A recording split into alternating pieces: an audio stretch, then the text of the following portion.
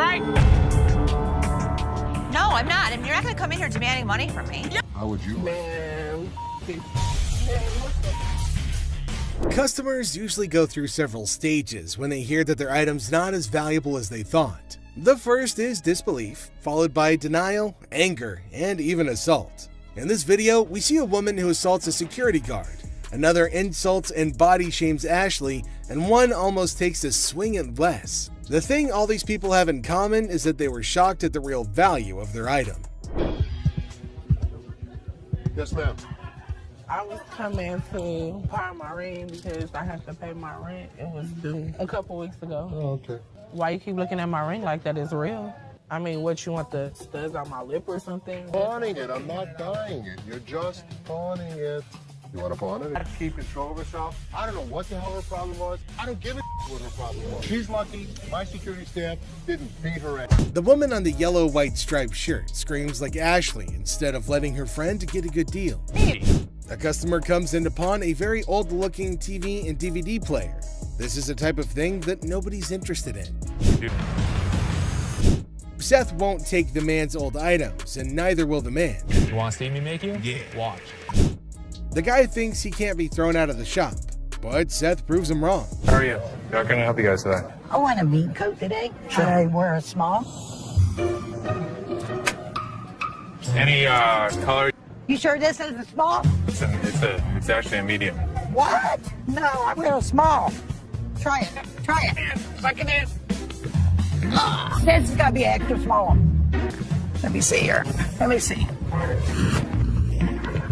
Let me see. Here, help me on this. I got a bad arm here. Let me see. Let me see.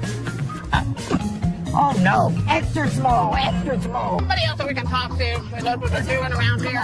I know what I'm doing here. You're telling me you're small. This is a small coat. I want a small. I wear it. A woman wants to buy a coat, but she obviously doesn't know what size she wears. Here, try this one. This is the one. Okay, let me try it.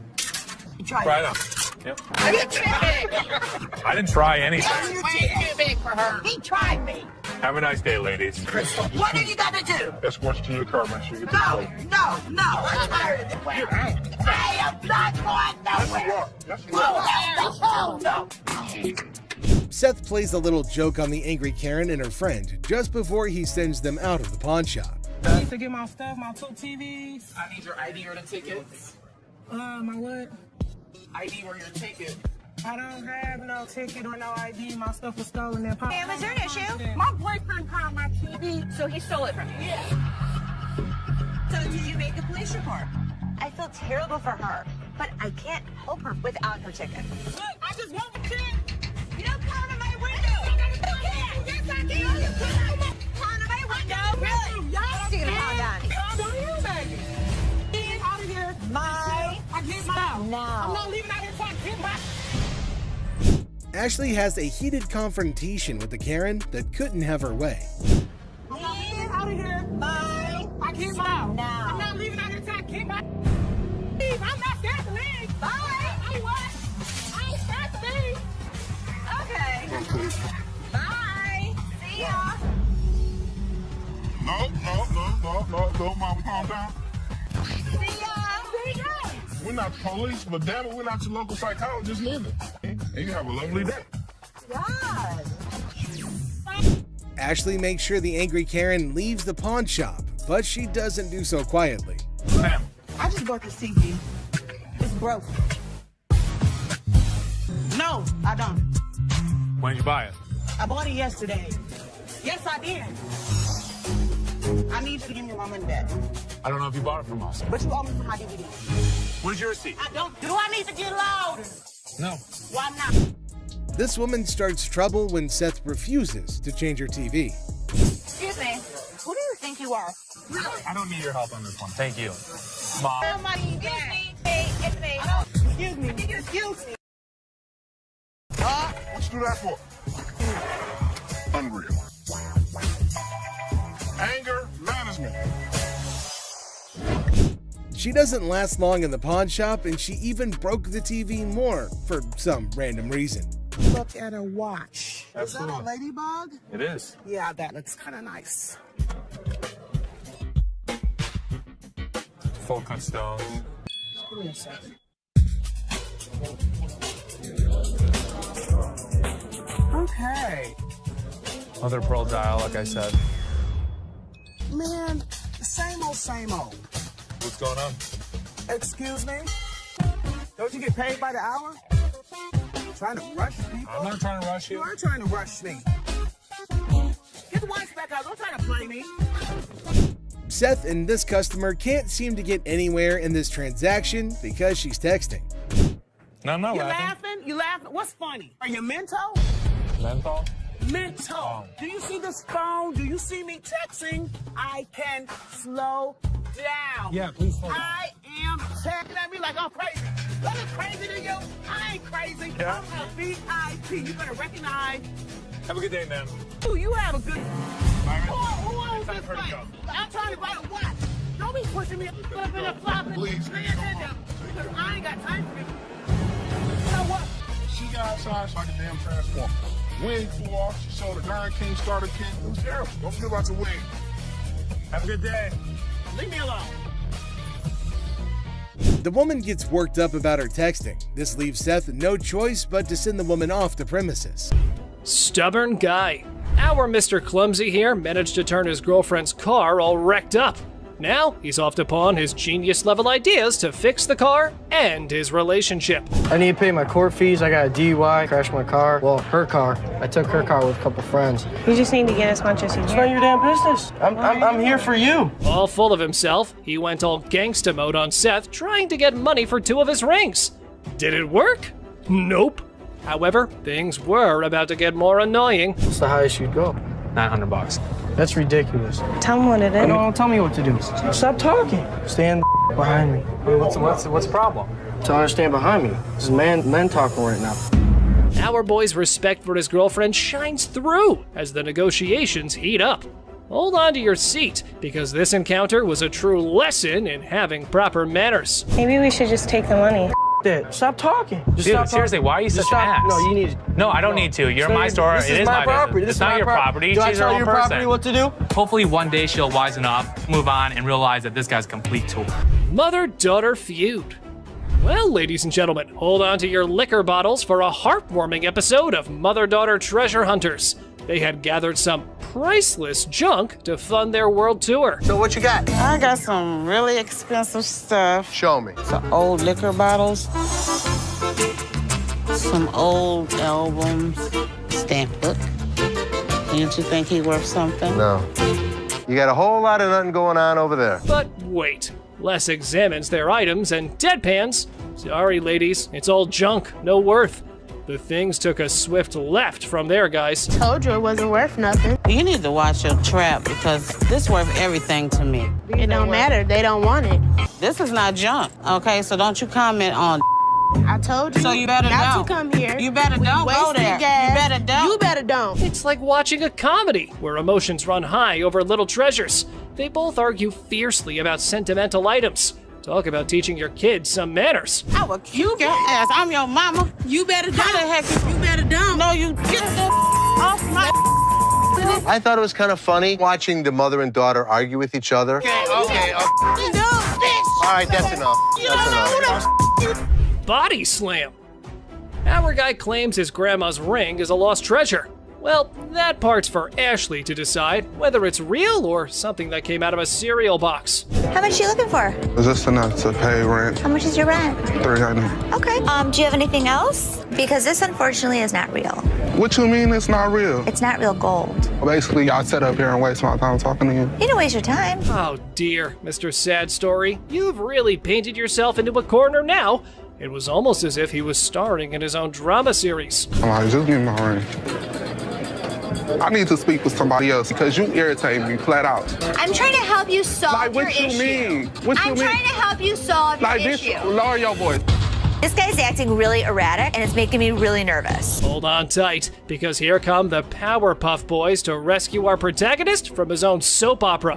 What a gimmick. A day he's gonna remember for a while. Don't put your You got finger me. in my face! No, she ain't by herself, man. She ain't by herself, my man. Bitch, I'll be back, bitch. You're talking that now. Get the hell out of here. He was lucky I have other things on my mind, or I would have beat him to a pulp. Earrings. Two sassy black queens strut into the pawn shop, flaunting earrings worth $350. The seller, bewildered, questions their cash craving. They snap back. How you doing? Good. I'm here to pawn these earrings. Okay. Honey, our financial drama is an Oscar-winning secret. The seller innocently inquires about the swearing, prompting the girl to unleash a verbal firework. Trying to get $350 for them. Why do you need the money? It's none of your business why I need the money. As he fumbles to record the chaos, he realizes these queens can turn from pawn shop patrons to drama divas faster than his slowest sale. Talk about a speedy emotional roller coaster.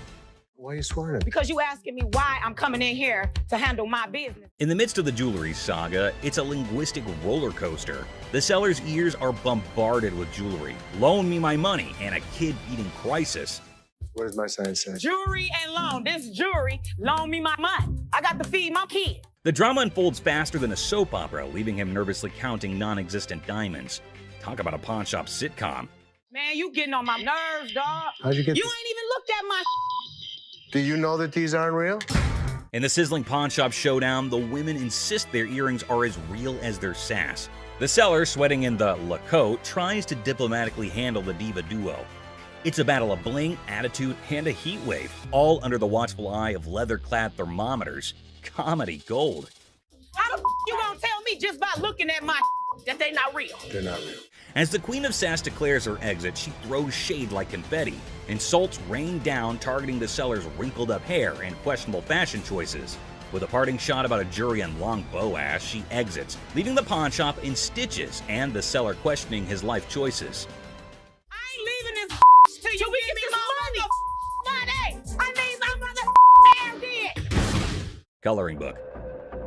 Ashley enters confidently, challenging authority. Seth tries to manage the chaos. Tension rises as they clash, leaving everyone puzzled. Don't come in here thinking that you know everything in your like. I didn't know you anything. should go off and like run back to Hawaii where you bought that shirt. Unearthed gems, a JFK coloring book from '62, and a Frank Zappa one from '82. Mom's surprise drawer is found. Now, the shop's in for a laugh, unraveling the tale behind these quirky relics. Hello. Hello. I have a John F. Kennedy coloring book from 1962 and a Laugh out loud scene as the seller confesses to buying a Frank Zappa coloring book at 25, never cracking it open. Now, with 3 daughters in college, it's a hilarious quest for cash. The quirky relics become the center stage for a funny exchange in the pawn shop. So why do you want to get rid of it since you love him so much? well, I have 3 daughters in college and I need money. The negotiation dance continues as the seller justifies prices, leaving room for haggling. Tension rises comically as the buyer feels snapped at. The shopkeeper offers a research break, declaring, "I'm not in a hurry," in this pawn shop sitcom starring quirky characters. Okay, do you want to give me some time to do a little research on this, You can or? have all the time you need. I'm not in a hurry. The plot thickens as Ashley discovers the price coloring book online for $8.75, triggering a hilarious spat. I didn't say any of that Can to you you. read that? $8.75. So make me an offer. 0. She hilariously expresses her dismay, accusing the customer of rushing and shoving a phone in her face. I'm looking at the one that he wanted $50 on, and I pull it off, and it says $8.75. The bickering ensues, with both claiming they're not married, adding an amusing layer to the pawn shop sitcom. I have to take him out this guy. That's how much he pissed me off. In the ongoing pawn shop drama, Ashley delivers a sassy retort to the customer, suggesting he adds value nowhere and jokes about returning to Hawaii. The banter continues as another worker calls out Ashley for being rude, I think you're disgusting and rude. I didn't say any of that Can to you you. read that? $8.75. leading to a comical exchange where Ashley dismisses them to focus on yourself. The workplace comedy unfolds with quirky characters and witty comebacks. You don't add value to the I organization. have one. Well, thank you so much. But the next Okay. time you send my paycheck, you can tell me how to work. Parking lot. Cue the workplace alarm. The notorious parking lot gambler is back, and the office crew is on high alert. With a battle cry of "Let's go get him!" they embark on a mission to catch the elusive man of many lands, or as they dub him, that lady Pakistan. Office drama just hit the jackpot. What? Gambling again in the parking lot. Meet Robert Robertson, the maestro of sports memorabilia, introducing himself to Dennis in a pawn shop saga. The plot thickens as he unveils a treasure trove of Detroit Lions autographs salvaged from his sister's basement flood. Forget superheroes, this guy's heroics involve rescuing signatures during a Union picket line water ballot. All right, here's Robert. Robert, I'm Dennis. Nice to meet you, Dennis. Yeah, I got an item here. You might be interested in. In the wild world of pawn shops, Dennis is hit with a first, an NFL labor strike poster. As Robert pitches his Union picket line relic, Dennis, caught between fandom and frugality, contemplates the value. It's a negotiation dance where even the poster's wrinkles have a say, and Dennis dreams of a dad who'd splurge on a heartbeat. What, Steve Backus? This is the first time a guy actually brought in an NFL labor strike poster. Dennis and Seth, the dynamic pawn shop duo, are advised to step up their deal-closing game. In the battle of signatures, Robert's pitch clashes with Dennis's detective skills. It's a showdown of history versus water stains, where even a tear is more drama than a soap opera. Selling history hard, selling water-stained history a comedic challenge. One just like this mint, though, and he got $950 for it. Right, so if that was mint, why would you want $1,000 for this? In this hilarious haggling carnival, the pawn shop pros are on their knees throwing cash offers at Robert for the water-stained NFL labor strike poster. It's a dollar dance-off with Dennis and Seth, and they're juggling 20s like it's a comedy club. In the end, it's 5 20s that win the bid, leaving Robert with a pocket full of paper and the pawn shop crew high-fiving over their historic steal. $75? No way. Dennis, offering you just $100 cash money right now wouldn't make it. Gold earrings. In the golden world of earrings, Ashley and the customer embark on a carat quest. The earrings sparkle, but the price tag dims the shine. The customer eyeing the digits suggests a hilarious plot twist, an exchange proposal that could turn this jewelry journey into a comedic barter ballet. I was looking for some gold earrings. You are in the right department. In the dazzling dance of earrings and dollar signs, the customer flips the script with an exchange proposal. Ashley, the jewelry juggler, contemplates the weight of the situation, hoping those earrings don't tip the scales against her. It's a hilarious jewelry version of Let's Make a Deal, where carrots and comedy collide. Well, what we can do is I can take those and apply money towards these. In the comedy club of carrots, Ashley drops the punchline, a whopping $500 for the desired earrings. The customer expecting an exchange extravaganza faces the reality check. Okay, so what I can do for you today, I can apply $40 towards these. I paid $500 for those. What do you mean? You can't do an exchange? Ashley, the weight wizard, spills the carrot beans, revealing that these earrings are more featherweight than a dieting hummingbird. It's a priceless jewelry negotiation that has the audience and the scales in stitches. Okay, I can't give you $500. Why you can't? Because it's not worth. In this comedy climax, the customer unleashes carrot chaos, insisting her earrings are weightlifting champions. The tension escalates as she dubs Ashley boo, but a touch sets off a mini drama. I know how much these cost, boo-boo. Because you scream that they're gonna get you more money, boo-boo. The pawn shop becomes a carrot battleground, and Ashley's final offer of $175 is the punchline that sends the customer storming out, leaving the jewelry saga in a carrot cloud of comedy. Everybody else good. Pose made you Fake diamond. In this wild pawn shop showdown, two characters storm in like a tornado, armed with an attorney and a demand for $900. The seller, caught off guard, awkwardly requests a card while the attorney seems more like a background dancer in a chaotic legal dance. It's a scene where negotiations are more like a comedy sketch, leaving everyone wondering if they stumbled into a legal circus. I got my lawyer with me. This is wrong. Show me your card. I don't have a card with me. My attorney. Customer unveils a questionable earring, claiming it turned his ear into a rainbow. The seller, armed with skepticism and a keen eye, dissects the earring, declaring it a fake diamond disaster. So what do you want to do today? You want me Can to I get figure my money out? back? You want me to figure out why your ear's turning a different color? Is that a real diamond? Enter the legal cavalry.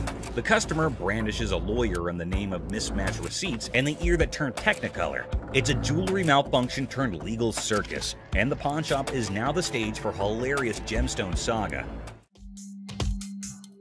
This is not the correct earring for the receipt. Chaos ensues as the customer brandishes a jewelry store receipt like a wizard spell. The attorney, a sidekick in this legal circus, demands a refund for the rebellious earring. The seller, caught in the crossfire, faces threats of escorting and leg knocking, all while insisting they won't budge.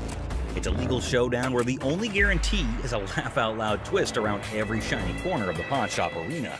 The earring does not match the description. What you mean? So you saying now I just brought an earring in?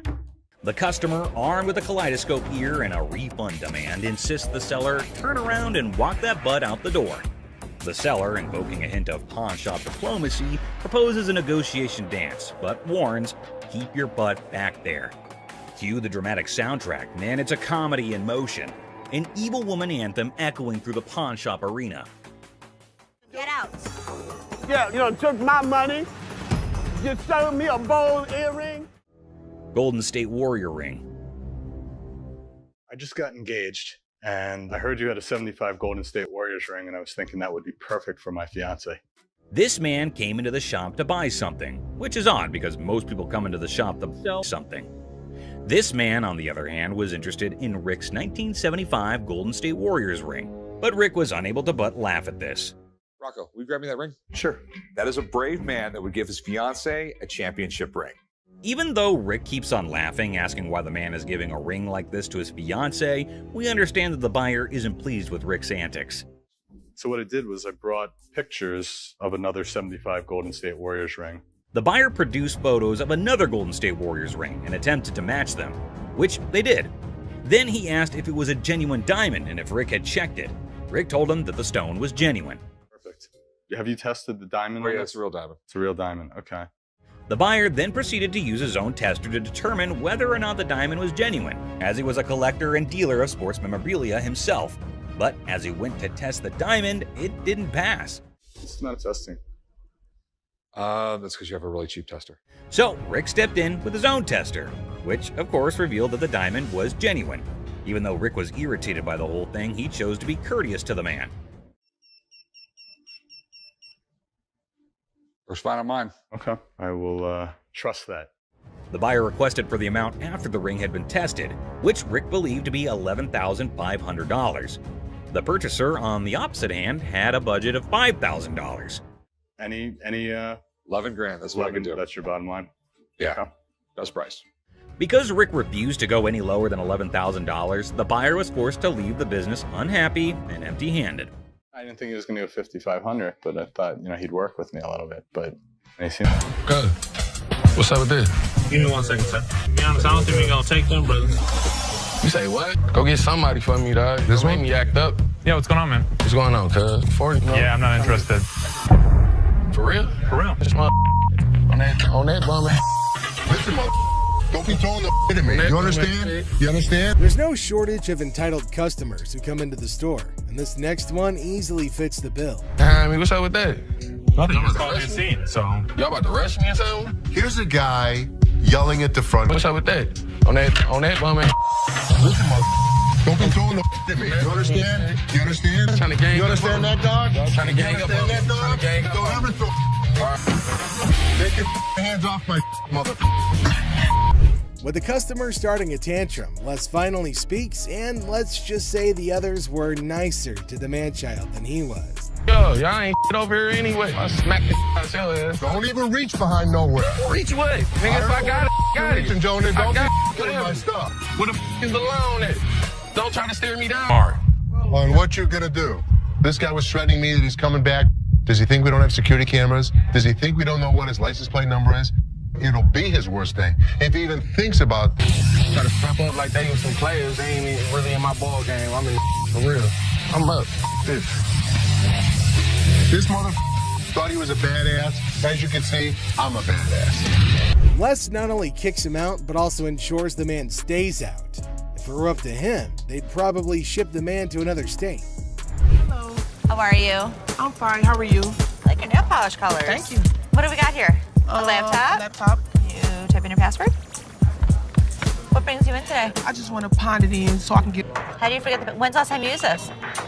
About a month ago. You forgot your password? Yeah. Try again. I need at least 165. I mean, I can't do 125. 65 or not. When a lady comes in with her laptop, she forgets her password and manners, but Ashley can only help her with one of those problems. Okay, I know what, I ain't got time for it. It's like you don't like your job. If you don't like your job, you shouldn't work here, sweetheart. I'm sorry, you really shouldn't. I am respectful. Learn how to talk, learn how to talk, learn how to talk. Have a good day. You were too silly. So are you. Don't touch my toes. Flat out. You done? I don't give a like I said, I don't care. I can take my business somewhere else. The lady obviously doesn't like the sound of $150, and the negotiation goes downhill from there. Lady, are you a baby? Excuse me, sweetheart. Hi. What the you looking at, bitch? What the you looking at? I'm talking to you, bitch. What you looking at? You know what? Take this outside. What the you looking at? What the bitch? You fat bitch. Fat ass bitch. Wait, with a fat ass bitch. Go walk somewhere, bitch. You talk like I said. I can take my business somewhere else. You don't know me. Crazy. That's what I'm talking about. Walk away. Bye. Bye. What more can we do? Since the lady won't stop talking, Ashley engages her, and it's like setting fire to dried sticks. Tattoo manager. That's me. How can I help you? My wedding ring that's $5,000, you guys have it. I want it back. Okay. Right. Yes, he took it because we're having financial problems. I get why he did it. I just want to come in. No, I didn't make a police report. The hell am I going to make a police report for? I'm not going to call the cops on my husband. I'm coming to you to get my... For the ticket? Oh my God. I want my ring. Can Okay, you so get let in the me- computer Okay, so and let look me up the name, okay, tell me how so- much I owe you, and give me my... Nothing is scarier than a woman with a vendetta, and Ashley's best effort to handle this one with care absolutely fails. All I want. Okay, so let me explain to you how this works. First of all, I don't just look up somebody's name and give you their information. I didn't ask you to give me the information. Give me my ring. You bring your butt out here and you assist me out. Please, bring it. That's all I want is my ring. No! Up yours. I want to see you walk outside. Come on. You're so big and bad. Yelling, screaming. Can't type anything to a computer. Oh, this bitch. I'm going to come back and get my... I promise I'm going to come... The lady doesn't appreciate Counselor Ashley, and the exchange turns sour. All right, gonna redeem this. Okay, actually, this was pulled. Pardon me? It was due on the 2nd. No, I'm here to pay it right now. I know, your loan is only for 90 days. So...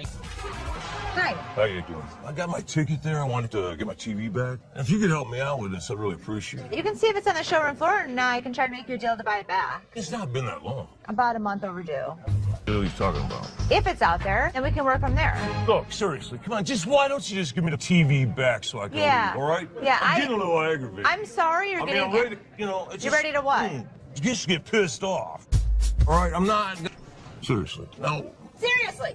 Yeah, seriously. I want to just get it over with. What are we going to Come get on. over with? I want to get my TV. What you can do is you can go buy a TV. You know what? I'm getting... There's a man. I doubt it. Turn around. I haven't got a minute here. Really? There's two of them. No. Now what you gonna do, buddy? What are you talking about? What you gonna do? I still want the damn TV. You sound just like him. I'll put a big-ass flyer in the street. I'll make up signs. No American jewelry alone sucks. It's looking like Nick Nolte after hanging out with Charlie Sheen for 3 nights. Go on somewhere, man.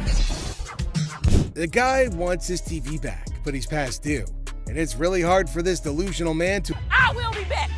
The irate Karen tries to take matters into her own hands, but ends up getting thrown out instead. Hello, my wife. Oh, y'all don't want to give me my... If you're I'm stealing... your... Excuse me, get your big ass on. Oh, excuse me. Don't you take my comb. She's gonna try to take a call because we won't give her TV back. I think that's an even trade.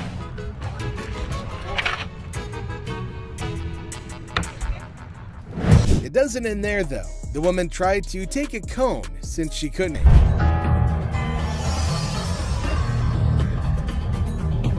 This is the guy? Right there. Here they come again. Les? Hi, how are you? I'm Attorney Kyle McQueen. So there's a man, probably an attorney with 2 ladies along, coming inside towards Les at a pawn shop. Now, Les knew about it before. He asked for Les, and fortunately, he was at the counter. He asked why they had arrived at the store. He's retained me to represent her in regard to a ring. Okay. My client brought in a $10,000 ring here, and she wants to either collect the remaining money owed to her on the ring or get the ring back. She's got a receipt right here. This is a counterfeit ticket. He said that he came here for the ring, which they bought from these ladies for $10,000, but they didn't pay and gave them the receipt. Now, he put up the receipt and showed it to Les and accused them of cheating and stealing from the women and taking their expensive ring. But Les was cool and controlled his anger. Whoever produced this ticket didn't understand this is the amount of numbers that are here. Okay. Number 2 is state law mandates that we print the law in a 12-point font. Okay. This is much smaller. That is some bull. It may be bull, but that's the truth. I don't know how I got mixed up, but There's the game-changing point. Les, after listening to him, explained that he will reveal the truth now by showing the real receipt that they had. He went and came back with real receipts that they've been giving to the customers. There, he spotted major differences. He notified him of the major changes in the receipt that he brought. The man looked rather weak and stunned in response. printing wrong or whatever, but this is the ticket he got from here. He didn't get it from him. He didn't get it from him. So now we just liars and we just come I'm here. not saying that you are. So you trying to send my son a liar. I wish I had better news for you, but That's bull. That's bull. The numbers don't match up. The paper stack doesn't match up. This is a fake. Now you side with them. You're not representing us. I'm representing if you, I but don't you- get my ring or my money from them, how you gonna get paid? The attorney turned to the women, but oh my god, they're still accusing Les of having given them the wrong receipt and asking the attorney to take the money from Les. The man, being down on himself as you can see, argued with. The man showed the evidence to the ladies and told them that they were having the wrong receipt, but they continued to argue. The ticket, how about that? No, I don't believe that the store gave you this ticket. Nah, well, I don't believe you a real attorney. We ain't got it right. All this somebody better give me my money. he's my attorney. You, him, security. Excuse Have a me. nice day. Nah, you got me, bitch. Sorry, young man. The ladies started harassing both of them and started using personal attacks. They were all arguing amongst themselves. Pretty crazy. The attorney went back as he can't do anything for the ladies. How are you? I'm doing okay. What can I help you with? Either trying to get a loan on it or you guys can buy it. Trying to sell it for maybe like $150. $50. Why is it $50? The certificate and everything is in there.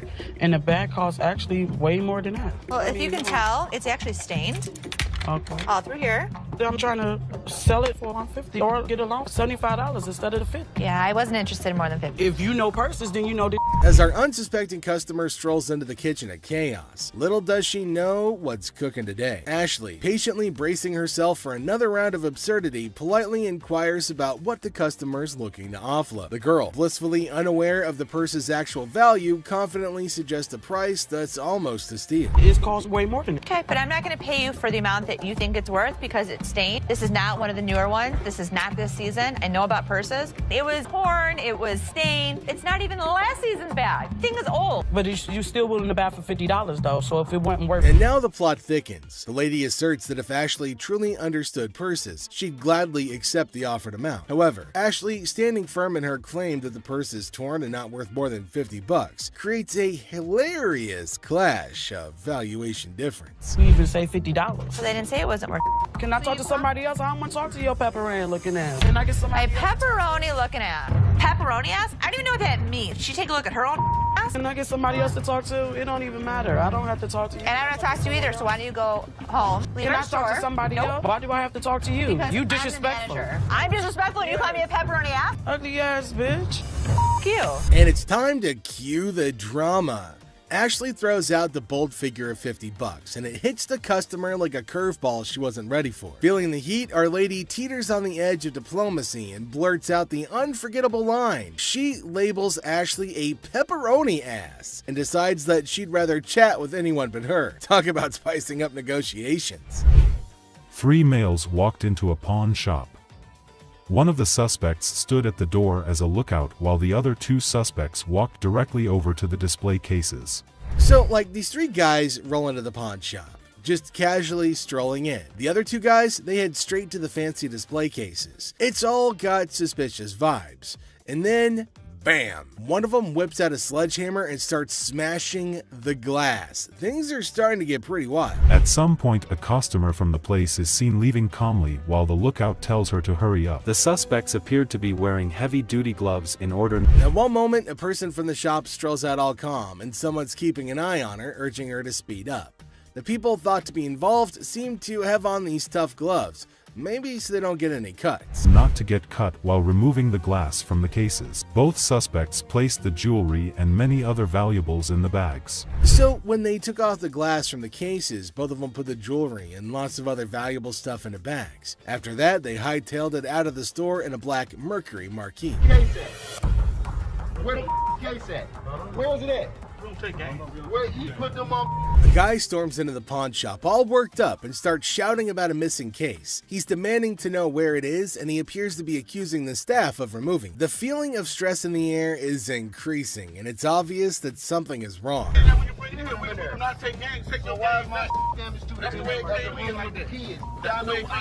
You gonna act like I ain't got no sense?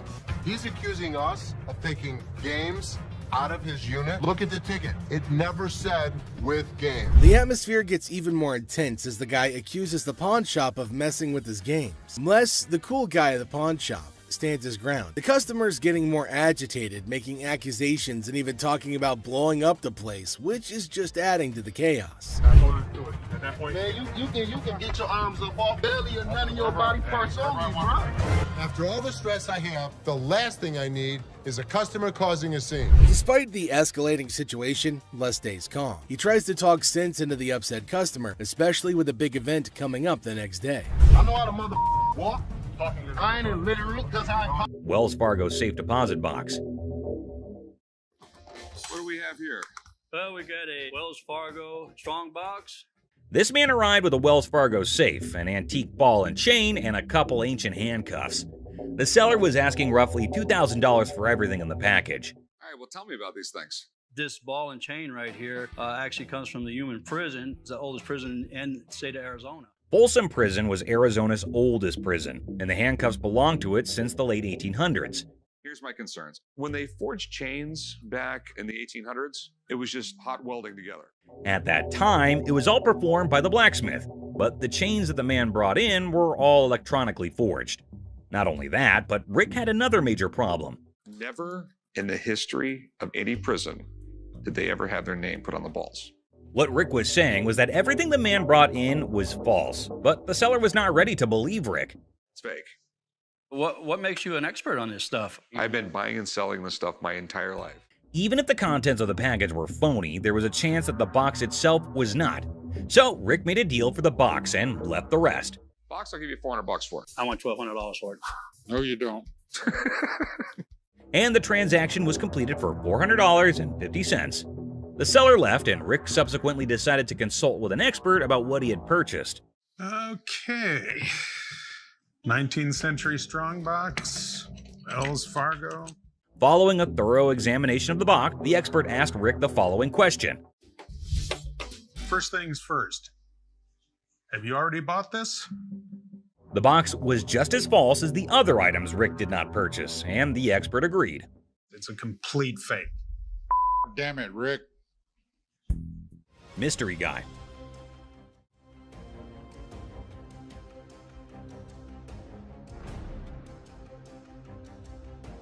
Right there.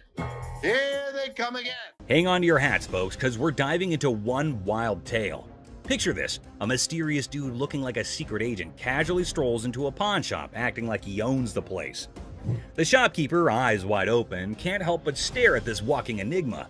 I mean, who wouldn't? He's like a riddle on two legs. Now brace yourselves for the craziness escalates. Our mystery guy isn't flying solo. He's got not one, but two ladies in tow, a trio causing a ruckus. They swagger up to the counter, and out of nowhere, the guy dramatically declares that the ticket he's waving is faker than a rubber chicken. Everyone in the shop, imaginary files included, gasps in surprise. Her on the ring or get the ring back. She's got a receipt. Let me explain to you. This is a counterfeit ticket. Hold on to your giggles. The shopkeeper, smelling something fishy, turns into a detective. With a sneaky grin, he tells the trio to chill and confidently says, "I'll prove it's a fake." The suspense builds as he brings out the real ticket, examining both like he's some ticket art connoisseur. This is the amount of numbers that are here. Okay. Number 2 is state law mandates. Hold on to your funny bone. The shopkeeper spots the differences quicker than yelling "fake alert" with a big old grin. He declares, "Nice try, folks, but your ticket is faker than Monopoly money." Cue the imaginary mic drop in the background. But whoa, Nelly, the trio isn't throwing in the towel just yet. They get into an energetic discussion, pointing fingers, thrashing arms, and hollering as though they're contending in a yelling challenge. It resembles something out of a sitcom, and you can't resist the urge to chuckle at the idiocy. In the grand finale, our mysterious guy and his partners in crime admit defeat. Looking a tad embarrassed and probably feeling a smidge silly, they storm out of the pawn shop. The shopkeeper, now a hero in counterfeit ticket detection, is left with a bunch of baffled onlookers. And there you have it, a hilarious adventure that's weirder than fiction and funnier than a clown on a unicycle. Comedy gold, my friends, comedy gold. Gun cabinet. Well, it's a desk, but it's not really a desk. It's actually a gun. So what this woman brought into the pawn store was not anything that was common. It appeared to be nothing more than a plain desk, yet it was far more than that. It's a gun desk. Yes, when you push down on the inkwell, a bullet fires out through the trapdoor. When you press down on the inkwell, a bullet fires out through the trap door, and this desk transforms into a pistol when the time comes. If I sell it, that's fine. If I don't, I'm okay with that too. Thus, the merchant visited the business not exclusively to sell the weapon work area, yet additionally to figure out more about it. She needed to realize who possessed it, the way things were utilized, how old it was, and other such data. I was trying to figure out how to open it and had a really good look inside it and said, While hunting for a nice little desk, she came across this one. But when she got it home and attempted to open it up, that's where she discovered it wasn't what she thought it was. I've seen desks with hidden gun compartments, but I've never seen a desk as a gun. Rick thought it was something out of a James Bond movie, and he was so engrossed in it that he forgot he was actually pushing his face against a gun. Do you mind if I have a buddy look at this thing? Because I am just completely lost here. Not at all. Rick believed it was best to have an expert look at it after taking a closer look, so he called one. Gun. This is the gun. What? The master had never seen anything like it, and had no clue about what it was utilized for. Yet, in lieu of what he saw, the master reasoned that it was made somewhere in the range of 1890 and 1910, which was an issue. Even though he couldn't guarantee it, the Pawn Stars may buy it in a gray area. Bring it to a gunsmith and have him professionally deactivate the mechanism. Then it can be legal to buy and sell. The only way to buy and sell it legally is to take it to a gunsmith and have him deactivate the mechanism. Only then can it be simply and legally acquired and sold. I wish I could help you out more. It's just one of those things. Thanks for bringing it in. Oh, you're welcome. Orange Bowl ring. I decided to come to the pawn shop today to sell my Penn State Orange Bowl ring from 1973. This individual then brought in an Orange Bowl ring from Penn State in 1973. He was in the shop trying to sell it since he needed the money for upgrading his house, and he reasoned that it must be valued at least $1,500. Where'd you get this? I went to Penn State and guy down the hall played on the team, and he needed some money, and I bought it back then. The seller claimed that one of the team members needed some cash, and that the only thing he had was that ring. Thus, the man paid him the necessary funds and purchased this ring. It was Jeff Clark. He didn't play too much, but he was an outside linebacker for the team. This particular ring belonged to a linebacker named Jeff Park, who was a member of the squad even though he didn't play much. What are you looking to get out of it? I'd like to get $1,500. Okay. Just as he previously stated, the man wanted $1,500, but Rick needed to examine the situation more carefully before making any moves to get the ring. It was then that he discovered that the ring had a problem. The price is reasonable, but it's illegal for me to buy or sell anything when any identifying mark has been removed on an item. The ring was cool, but it was also reasonably priced considering that the engraving makes it completely identifiable. It was no longer lawful for Rick to purchase or sell this ring after the engravings were taken out. I'd be more than happy to buy it off you for $1,500. Problem is, it's like buying a car without a VIN number. The seller was a little confused as to how the removal of a few inscriptions might make the ring illegal to purchase or sell. As a result, Rick and Corey had to thoroughly explain everything to him and let him know that despite their best efforts, they're unable to handle it. All right, dude. Okay. Sorry I couldn't do nothing with it. Okay. I know 1,001 people I could have sold this ring to and made a fake bill. I have some political memorabilia, the Secret Service ID for J. Howard McGrath, Attorney General of the United States. This individual entered the pawn shop with a $10 bill that had several signatures on it, a White House pass, and several Secret Service IDs. He estimated 1,000 figures for each of these items, but before beginning to negotiate, Rick needed to learn more about them. He was the chairman of the Democratic National Committee when Truman ran for president. Rick was prepared to strike a deal after briefly discussing J. Howard McGrath, the Attorney General of the United States, and how influential he was in Washington politics. But there was a small issue. You got some neat stuff here, and these three things right here, I really want to get checked out. Rick checked everything and concluded that not just the dollar that the man had brought in was counterfeit, Rick had to see the expert to find out if he could purchase the other items since he had a hunch that doing so might be illegal. You don't want. A counterfeit bill is not legal to own. The expert said that the White House pass and the Secret Service ID were authentic and acceptable to purchase, but the fake banknote was a different thing. Thanks for coming in, Mark. Not a problem. You're the best. Appreciate it. Alrighty. Now that the expert had left, Rick was prepared to strike a deal. Aside from the fake bill, he asked the vendor what else he wanted. Yeah, I'll give you $500. Got a deal. All right. You want to write them up? Yeah, sure. The vendor left the store with the cash and the unauthorized bill after the trade was completed for $500. Hopefully he gave the Secret Service the counterfeit bill. Good day, sir. Have a good day, my man. Yes, sir. Old mother. Oh, man. Who the you calling him? Really? You the ugliest two sisters I've ever seen in my life. Check out the wildest, most intense moments on Hardcore Pawn, where customers and staff bring the heat. And also get ready for some serious craziness at the pawn shop. Just another day at the pawn shop where we've got a mix of decent customers and, well, some pretty pathetic ones. Take this guy, for example. He may seem all laid back, but is he really? What you got here? That's a watch my grandmother gave me. Wow, this dude received a watch from his grandma, which is pretty sweet, right? But here's the thing. He's convinced it's solid gold and expects a fat stack of cash for it. Well, let's hook him up with the amount he's hoping for. Let's find out. 500. The problem is the metal on it is just stainless steel. Well, the metal on it is just stainless steel, so that's disappointing. But how will this guy take it? Yeah, you see this discoloration on the side? No. You don't see the rose? Whoa, hold up. This dude just flat out rejected it without even taking a peek. Talk about a major red flag, am I right? Less than explain. In between the links were gold plated. The gold plating had rubbed off. The watch had no value. And then this guy's like, can I get someone else to check it out then? Because Les shut down his hopes of getting any cash. Whoa, okay, Mr. Expert. This dude is seriously not happy about it. Value. It does have value. How about your chain? You want to pawn me your chain?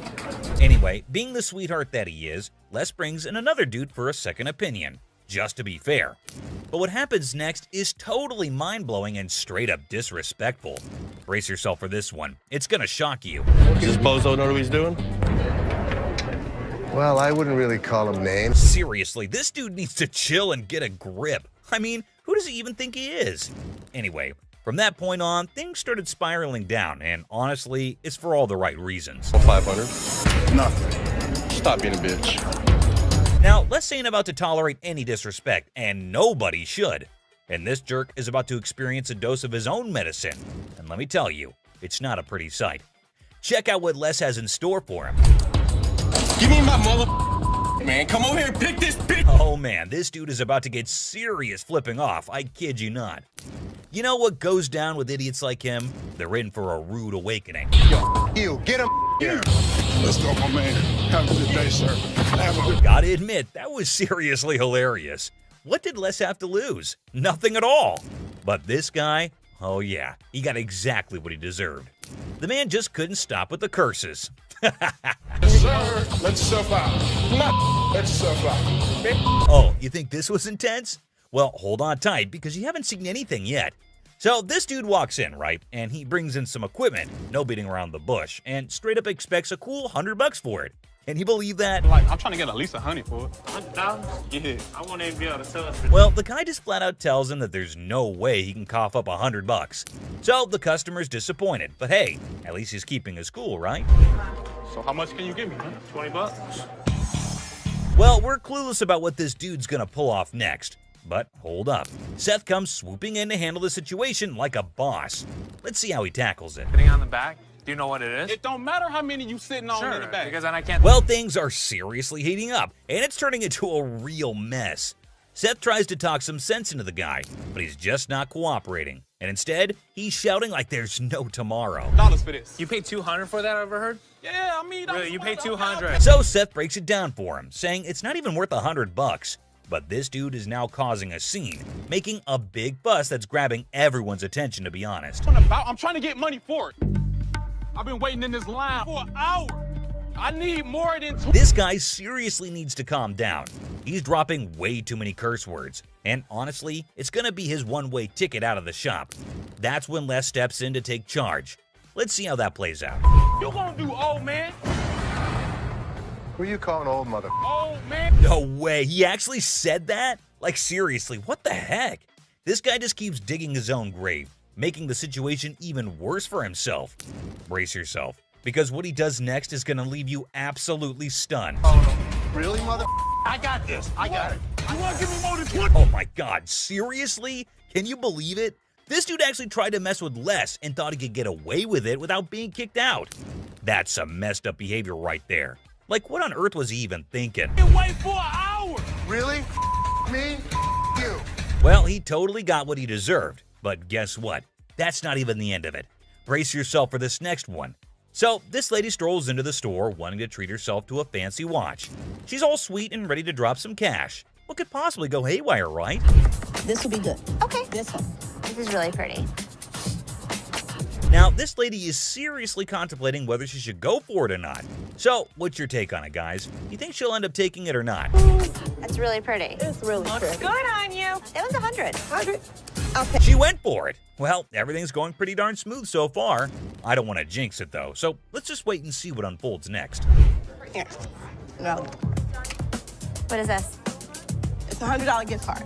$100 gift card? Hold up. Is that for real?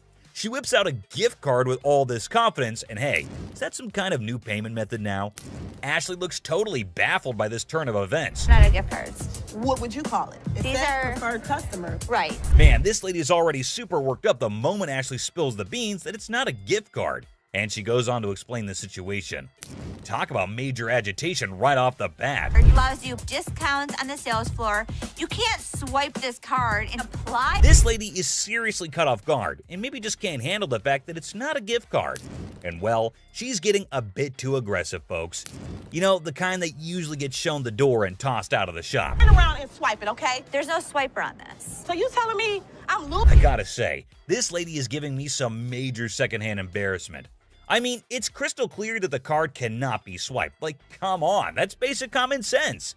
But no, this woman just kept on making a complete fool out of herself. I don't understand up in here, okay? Because you I'm she's not gonna about to swipe. lose, Hold on all one right? second. Let me explain this I'm to not her. about Man, the way this woman is yelling, it won't be long before she gets the boot from the pawn shop. This customer is completely unreasonable, dude. But hey, props to Ashley for still trying to explain things calmly and patiently. swipe it. Wait, where do you see a swipe thing on this? Do you see a Someone needs to rein in this woman because the way she's throwing a fit over a gift card is seriously ridiculous. I mean, does she not even realize how foolish she looks? Just look at her, still going on and making an absolute spectacle of herself. Somebody want to buy a preferred gift card? There's not $100 on it. There's not. Man, people can really lose it sometimes. It's wild. And last but not least, we get this other dude who goes absolutely bonkers. But here's the kicker. It's not about something he wants to buy or pawn. Now, you might be wondering, what on earth set him off then? Well, keep watching to find out. Hey, how you doing? I'm here to buy an engagement ring. So, No kidding, this guy is actually here to buy an engagement ring. Whoa, that's some exciting news, isn't it? Les coolly presents a selection of engagement rings, and you'd think everything would go smoothly, right? Well, except for the blaring car horns outside, because of course, nothing can be too easy. Oh, damn. So that's the reason for all the honking? There's a massive truck just sitting smack in the middle of the parking lot. Now, take a wild guess. Whose truck do you think that might be? Come on, give it a shot. It's not rocket science. Semi-truck. and then it's white gold. That's me. Sir, can you... Ding, ding, ding. It's none other than this guy. So Les politely requests him to move his truck from there. And what do you think his response was? Find your place to park? Oh man, come on now. I'm in a hurry. I can't be moving my truck in this. Yikes, did he seriously say that? I mean, how do some people not have basic common sense? Did he genuinely think he was doing the right thing? Les is clearly not putting up with it, and you could totally see that. You don't have an option. You have to move your truck. I'll be more than happy to show Can you believe this guy had the nerve to straight up say no? Well, let me tell you, things are about to take a turn for the worse for him. But just when he thought he couldn't dig himself any deeper, he goes ahead and proves you wrong. Why are you so rude? I'm not moving the damn truck. Byron, take over. Well, obviously he's about to get kicked out, and trust me, you gotta watch this. It's absolutely hilarious. Move the truck. Come on, man. That's wrong, bro. Next time, parking on the freeway. This dude should be totally embarrassed about his behavior. And oh boy, he didn't stop there. He just kept on going. And the last straw was this. Move your truck! Silver Surfer. Oh, guess what? We've got a bona fide comic enthusiast here. Big surprise. Like, who isn't, right? Well, this guy's taking his passion to a whole new level. Feast your eyes on what he brings in. That's the Silver Surfer. Silver Surfer. Life size. Tell me about it. Well, this was a display for the Fantastic Four Rise of the Surfer movie. They made 1,500 of these, and plywood board. It is wrapped in a vac metal plastic wrap. Oh, what a shocker. It's a collector's item. But hold up emotions, people, because it's got a price tag. I'm not sure if the experts are going to agree. Well, online, these things go for $3,000. Actually, Silver Surfer was voted in the top 50 recognizable comic book heroes in America. I mean, I really went $2,000 for it. I am willing to buy this from you for $500. Hey, genius. If you're after that dream price, maybe hit up a comic store. Selling your treasure trove at a pawn shop? Yeah, real brainiac move here, buddy. 900 bucks. That's it. Think I'm gonna have to walk. All right, well, it was a pleasure. We're gonna go surfing on home. See you later. Custom-made electric chair. Folks, take a puff. We've witnessed all sorts of weirdness at the pawn shop, but this fella's cranked it up a notch. Check out his wild sell list. So tell us a little bit about them. We have Halloween retail stores. This is a custom-made electric chair. There's a whole show if you guys want to see it. Sure, go ahead, show us. Hell yeah! I'm really into this kind of thing. This might be the new feature at my house on Halloween. Oh, just what we all need. A bedside toy that screams Halloween 24/7. No biggie, except it's art, not like living in a slasher fic or anything. So we're looking to get about $8,000. Brand new, they're just above $9,000. And that makes a lot of sense. Right. Buy a used one that's 6 years old. Well, the cool thing about this one is that they don't make them like this anymore. You're right, they don't. The new ones are digital. Well, guys, Mr. Ambitious over here is dead set on this mystery item.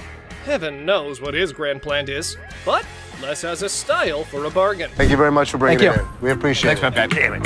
I'm a little disappointed that I gotta schlep it back home, but you know, with Michigan being, you know, like the #1 state for haunted houses and attractions and things like that. Elephant skull haggle. Oh, guess what? No fancy sofa, no blingy ring, and no one-of-a-kind car to pedal? No worries. How about you trade an elephant skull for some greens? Because that's normal, right? Skull of an elephant. Really? Very unusual. It's very unusual. My best friend had it, passed away, and I inherited this one. It's where the tusks were. I understand that. It came from Africa? Yeah, right. Well, I So- can promise you nobody has ever brought in an elephant skull, ever. That I can Little tell you. unique. Ever wondered where one finds a thing like that? Well, surprise, surprise, there's a thriving market for massive elephant skulls. Yeah, you heard it right. Skull heads. 1,000. That's as low as I'm gonna go. Let me talk to my elephant expert. Africans are buying now for $2,300 and the Asians are $1,900. The good part was, it's worth the money. There is a demand for elephant skulls, but I'll be damned if I'm giving it away. Okay, peeps. When Les locks onto something, prepare for a solar eclipse, because he's not releasing his grip. Anyway, there's a plot twist in this pawn shop drama. I got $700 $100 bills waiting for me. $750. $700. And if you think it's worth $50 for you to schlep it home, It isn't. Schlep it. It isn't. Schlep it. I'll give it to you for $7. You got a deal. Thank you very much. Thank Come you. right Thank over you. here. We'll Thank take you. care All of right. it. All right. Yeah. Mark, thank you. Bone Rattler. Okay, people, the granddaddy of speed in the house. Ready to snatch up a drag racing car from the pawn shop? Who knew shuffleboard was just a warm-up? This guy is an expert. He knows all about drag racers. So does Jeff. Jeff is my jeweler, but he's much more knowledgeable with engines than I am. The guy that sold it to me said it cost him $85,000 to put it together. Probably clipping along at about 250 miles an hour. Fire this puppy up. I don't know how to start it. Gather around, youngsters. We got a drag racing sage here, boasting a mere 30 years under his belt. So the wisdom dump is here, as he schools the pawn shop owner. You know how to start them? Sure. I knew you did. How long you been racing dragsters? For about 30 years. Oh. You ready for this? I'm ready when you are.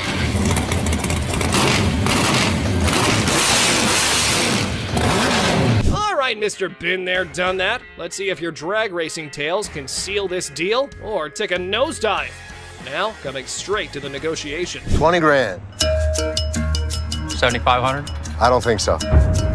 If you give me the money today, $15,000. I'll throw the skeletons in for free. We have a deal for $15,000? I guess so. Thank you very much. Have a good Enjoy day. your new car.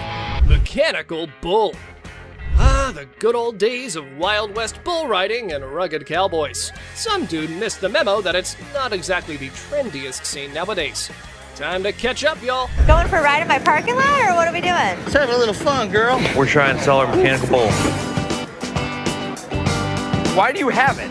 A Western themed restaurant bar before, and that was the theme. We put the bull into the bar. Well, slap on those cowboy hats. We got ourselves a scene here. But seriously, who's taking bets on whether they can wrangle a decent price for that rodeo-style bull riding? Let's say you were to buy these brand new. How much do they cost? They cost around $15,000 to $20,000. How much do you want? $15,000. So if I was to buy this brand new or buy this used from you, it's the same price. Rental companies rent these out for $750 a day. There's a lot of revenue potential. Ah! Man, sad to see these alpha men taking back their bull home. But folks, hold on to your hats. Maybe Ashley has something else in her mind. 3,000 right now. 45. 31. 39, you pack it up. That's my bottom dollar. 34. I can't do it. Sorry, good luck. Dr. Death's van. Step right up, viewers. You've heard of Dr. Death, but today's highlight is the van that spotlights as the ride for assisted suicides. Because nothing says vacation like a one-way ticket, right? This is a 1968 Volkswagen van owned by Dr. Death, Jack Kevorkian. By Dr. Death. This is the actual van that he did his first and several other assisted suicides in. Jack Kevorkian was an iconic figure in the city of Detroit. We're not aiming for a Valley of Chrome farewell tour this time. Mr. Big Bucks here wants a six-figure sum. Brace yourselves, because Les has his few concerns all queued up. It is a piece of history. I like buying weird. You won't find another one. The problem is, it doesn't make sense to spend six figures on something like this for me. Well, you either love it or hate it. I love it. This is definitely a piece of Detroit. A van oozing that delightful combo of creepiness and death vibes. So legit.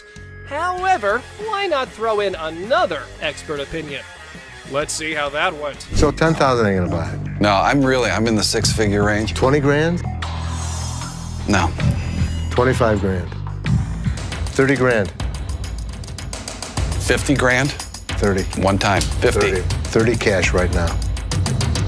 Bizarre bikini. Check out this granny of the century who strolls into the pawn shop with an elderly figure that has a lot to do with, I don't know. You have a look and maybe you decide. Which is the doll? I heard that. I'm undressing her. What can I say? A really nasty looking woman, but a very cool item. Yep, that's about accurate. You just saw a long-legged granny in a bikini. All the efforts are done in the name of art. However, our granny here invested in this model. How much did you want for this thing? I'd like to get $500 for it. This thing is art. It's a very cool item, but not for that price. I mean, she's really cute. I mean, she's really fun to look at, but it's not going to be even close to 500 bucks. Never mind, that was gonna be a deal breaker. Unless Les had some more quotes to add to the art piece, this stirs things up for the selling mix. Here this woman was playing my game, and I was losing. 200. 190. I'll take it. Will he stop? Okay, schlep it home. You know, I heard my dad saying it wasn't worth the extra $10. Bull. She wants 200. Latex vacuum bed. Look who's spicing up the pawn shop scene. This dynamic duo's got a latex vacuum fetish bed up for grabs. You know, just your average afternoon errand. Latex vacuum bed. A what? A latex vacuum bed. So you have sex with latex? Pretty much. It's like the autoerotic asphyxiation. Pretty much, yeah. Bobby J surprisingly knew exactly what this thing was. All right, I was wondering, who needs candlelit dinners when you can have vacuum-sealed intimacy? I'm not here to judge. However, here's a quick demonstration. Is it normally when Felix has his hand over his mouth? Normally what they like. I actually used it. Are you breathing? There we go. Not gonna work. It's working. Everyone's a critic when it comes to what's the word? Innovative sleeping arrangements. Yeah, there we go. And we aren't sure if that ever went up for the big sale. Used it. So how could you not want to do this with him? Because I don't want to suffocate. It's not for everybody. I'm familiar with the bed. Very much so. Just imagine having sex now. He don't have to hold you. Perfect. Well, now we got that out of the way. To sell Les Paul's document collection, including an incredibly unique and world's one-of-a-kind Les Paul SG guitar that belonged to his Aunt Mary. And guess what? She wasn't just some guitar lover or a casual Les Paul fan. So the seller is hoping to get $250,000 for this collection. The big question is it really worth that much? And is it still in good enough condition to fetch a high price? Let's find out.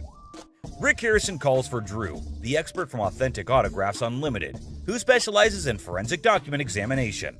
He then carefully examines the signature on the guitar and remarks that Les Paul had a unique and straightforward signature style. Interestingly, Drew notes that he never included his last name when signing autographs. He goes, Rick asked the seller, how much is he expecting from it? So he was like, I want $250,000 for it. But someone in the comments section went all out and said that those papers would fetch a whopping $190,000 if Joe Bonamassa got his hands on them. Another user totally agreed with him and even said that if this guitar showed up in the right magazine, some millionaire rock star would easily drop at least $200,000 for it. But here's the main part. Did the pawn shop actually make any profit? Hell yeah, they did. Once the show aired, they wasted no time and threw that bad boy up on eBay. And guess what? They scored a whopping $110,000 for it. They ended up making a cool $20,000 profit, guys.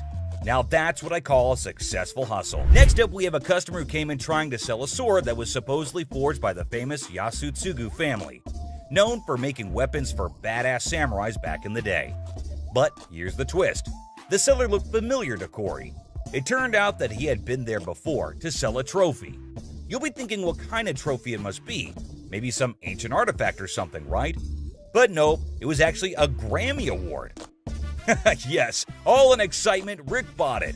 But later he found out that it was not allowed to be sold. Oops, I can see a great loss there. Because of that now, they had to be extra careful before dealing with this sword. They weren't sure if it was a legit samurai sword or just some ninja knockoff. The seller is a lawyer and claimed he had received the sword as payment for his legal work. Pretty cool, huh? Some users are even cracking jokes about why the guy was so willing to sell such a masterpiece. One such comment was he must have been scared of his wife's anger, whose eyes are always fixated on that sword. And if she ever gets her hands on it, she's ready to knock him off. Talk about a dangerous situation. Another user said he got robbed? Well, we have to wait to see the actual plot. Taking the lawyer's word for it, Corey decided to take the risk, and then he went ahead with the purchase, even without having an expert to check its authenticity. I mean, let's be real, that was pretty foolish, right? I mean, who was going to check if the thing was actually legit or not? So they asked the seller how much he wanted for it, and he said $5,000. The buyers were skeptical about its condition and started throwing offers as low as $800. That's a crazy drop. But the seller fought back, saying every bit of that sword is worth the full $5,000. If you're gonna hold my feet to the fire and make me pay as much as I can, it's gonna be $1,500. I'll come down to $2,000. I've got 5 of them right there. The shop wasn't ready to pay that much without knowing more about it, so Corey went up to $1,200. He was trying to get the best deal he could, but the seller didn't budge. They went back and forth until finally the seller settled for Corey's offer of $1,500 just to get Rick off his back for that Grammy thing. After buying the sword, Corey was not at peace and was restlessly waiting for the expert who was out of town during the appraisal. Finally, he got to meet up with Mike Yamasaki, the expert, and Corey explained how he took a shot in the dark and bought the sword without knowing if it's actually worth the money. So, after taking a small glimpse at it, Mike recognized it as a samurai sword and told Corey the history of the sword. He stated that after World War II, around 3 million Japanese swords were taken out of Japan by the occupying forces. In those days, the Japanese warriors, also known as samurai, were skilled professional fighters, and the samurai sword was like their badge of honor. If you didn't have one, no way you could call yourself a samurai, man. Then Mike decided to inspect the sword and took a closer look at it. This is the proper way to take apart a Japanese sword. They've been doing this style for centuries. Well, after the inspection was done, the expert discovered that the sword belonged to a super important samurai with ties to Japan's imperial family, probably from the 5th generation. Now, here was the interesting part. The Yasutsugu family only worked for high-level samurai, and their signature mark, like a logo, was detailed on the handle. It's the family crest of the Tokugawa family, who ruled Japan for a couple of centuries. And if anyone tried using it without permission, they'd end up losing their heads, along with their whole damn family. Scary, right? Well, it seemed that the sword had some serious historical value. Now, the big question is, how much is it worth in today's time? After considering the condition, the expert estimated that it can be restored for around $3,000. But here's the exciting part. After the restoration and blade sharpening, Corey could potentially sell it for a whopping $15,000. That's a tenfold increase from what he paid for it initially. So there you have it. Corey took a risk, bought the sword without knowing its true value, and it turned out to be a jackpot. But that was indeed a risky game. But does it always turn out to be luck, or sometimes they just lose everything? Well, we'll see this in the next episode, where a customer from Season 16 walks into the pawn shop, hoping that the shop will take his 1700s flintlock pistol off his hands. This thing is ancient, and looks fascinating for being so damn old. But the funny part, the gun looked puke-colored. Did you do the amazing restoration on it? I did not. Well, let's talk about the history of this gun. Now, the invention of the flintlock pistol back in 1615 was a total game-changer in warfare. But here's the thing. Hector, the seller, had no idea about the pistol's origin. It was passed down to him by his father, and he's looking to score $500 for it. But Rick has some concerns. It's pretty darn obvious that this thing has been messed with. So he decided to call in his arms expert, who knows his stuff when it comes to guns. Finally, the expert Alex Kramer arrived. He's the CEO of International Military Antiques. He takes one look at the pistol and straight up calls it ugly. Ouch! Apparently, some shoddy paint job messed up the gun, and it can't even be opened properly. But hey, on the bright side, the details and engravings on the pistol are top-notch. They got this fancy style called grotesque, with all these weird-looking human and animal shapes. And the markings underneath are high quality too. Too bad the paint on the lock is so thick that they can't even see the gun maker's name. That would have helped figure out when and where it was made. Now Rick's super curious if this thing is actually worth anything. The expert takes a quick look and comes up with an estimate. I think it would be about $1,000. Once we restore it, if I can get it functional, I think it's at least $3,000. With that estimated value in mind, Rick decides to make an offer. So, I will give you $150 and relieve you of your problem. Would you do $250? Damn, just $150? Even though Alex said it was worth $5,000. Rick always pulls out the excuse that it's hard to sell, and there aren't many buyers out there. After a short negotiation, the seller settles for a mere $200. I know, unbelievable and kinda unacceptable. But since the gun isn't in great working condition, I guess it was the best they could do. Rick decided to take a chance and handed the gun over for restoration. Will it hit the jackpot or lose his $200? Let's see. After a successful restoration job, Rick receives some surprising news about the gun's value. It has brought back all the original details and made it look absolutely gorgeous. And guess what? It turned out even better than expected. With all of the engraving on the brass, that grotesque mask came out really well. Oh, it did come out amazing. But Alex hasn't tested it yet because he wanted Rick to witness its sight. And the best part? If this baby shoots, Rick might get a whopping $5,000. Damn. Well, let's watch if it works. I got my headphones on, so I can't hear you. Yeah! Oh, it worked perfect! So after successfully restoring the item and getting it in working condition, Rick could be making $5,000 on an item he bought for just $200. That's a crazy profit of $4,800. Absolutely hard to believe, right? Someone even commented that Rick straight up robbed Hector in broad daylight. Users are not holding back with their savage opinions. Well, keeping everything aside, this was indeed one of the craziest profits earned at Pawn Star Shop. Moving on, which has two heads. So what we got here is a Russian order, and that's what this medal represents. It's a piece of history that dates back 800 years. Pretty neat, huh? Well, neat in the sense of 800 years of Poland struggles, constantly being conquered, reconquered, and fighting for their freedom throughout their entire history. Users also shared how this whole episode reminded them of their beloved history classes back in their school days.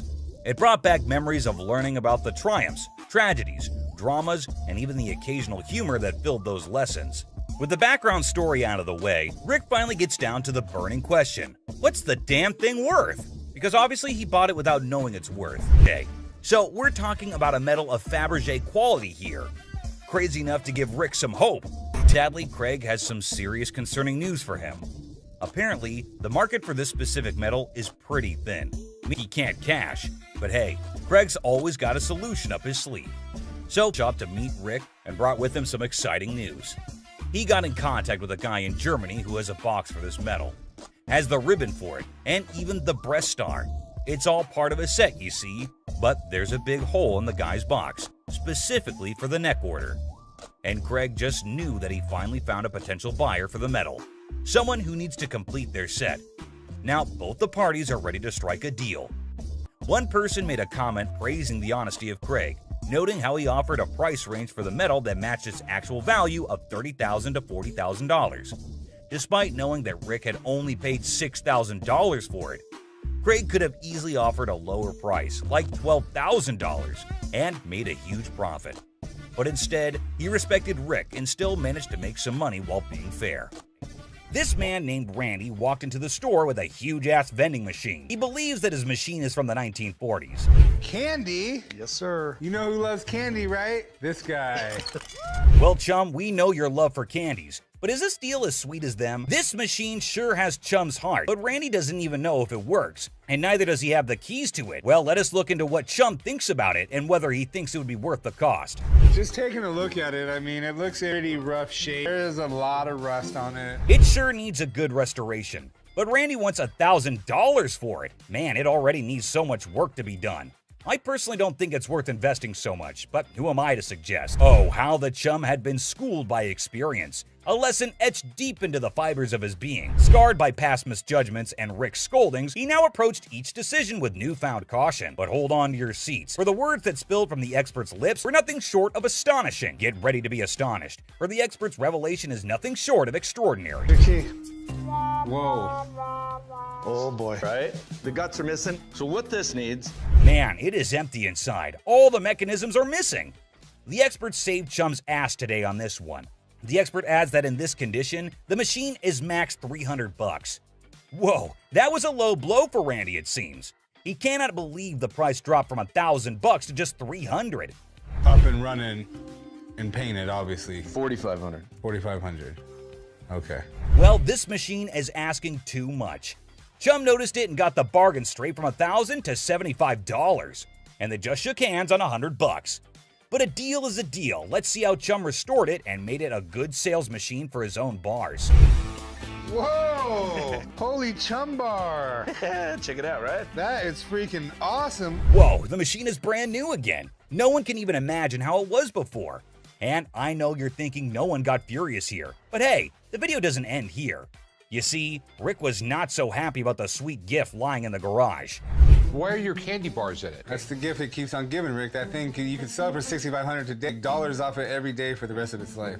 Rick's fury reaches its boiling point as he directs his anger toward Chum. With intense frustration in his voice, he makes it clear that he's had enough. In a sharp and cutting tone, Rick declares that if anyone wants to get their hands on Chum's chocolate bar, they can simply take a stroll across the parking lot and purchase it directly from the store. No more concessions or accommodations. The message is clear. Rick has drawn a line in the sand, leaving Chum to face the consequences of his actions. It's a harsh ultimatum that hangs heavily in the air, leaving Chum to contemplate the future of their strained relationship. Will Chum take the opportunity to make amends, or will the rift between them widen further? Only time will tell how this explosive situation will unfold. The timeless dance of irritation between Chum and Rick, an intricate routine that never fails to provoke a symphony of exasperation. As a well-worn melody played on a perpetual loop, Chum's knack for pushing Rick's buttons has become a legendary saga of vexation and amusement. With each encounter, their interactions tread the line between exasperated sighs and affectionate eye rolls, a delicate balance that keeps the audience captivated.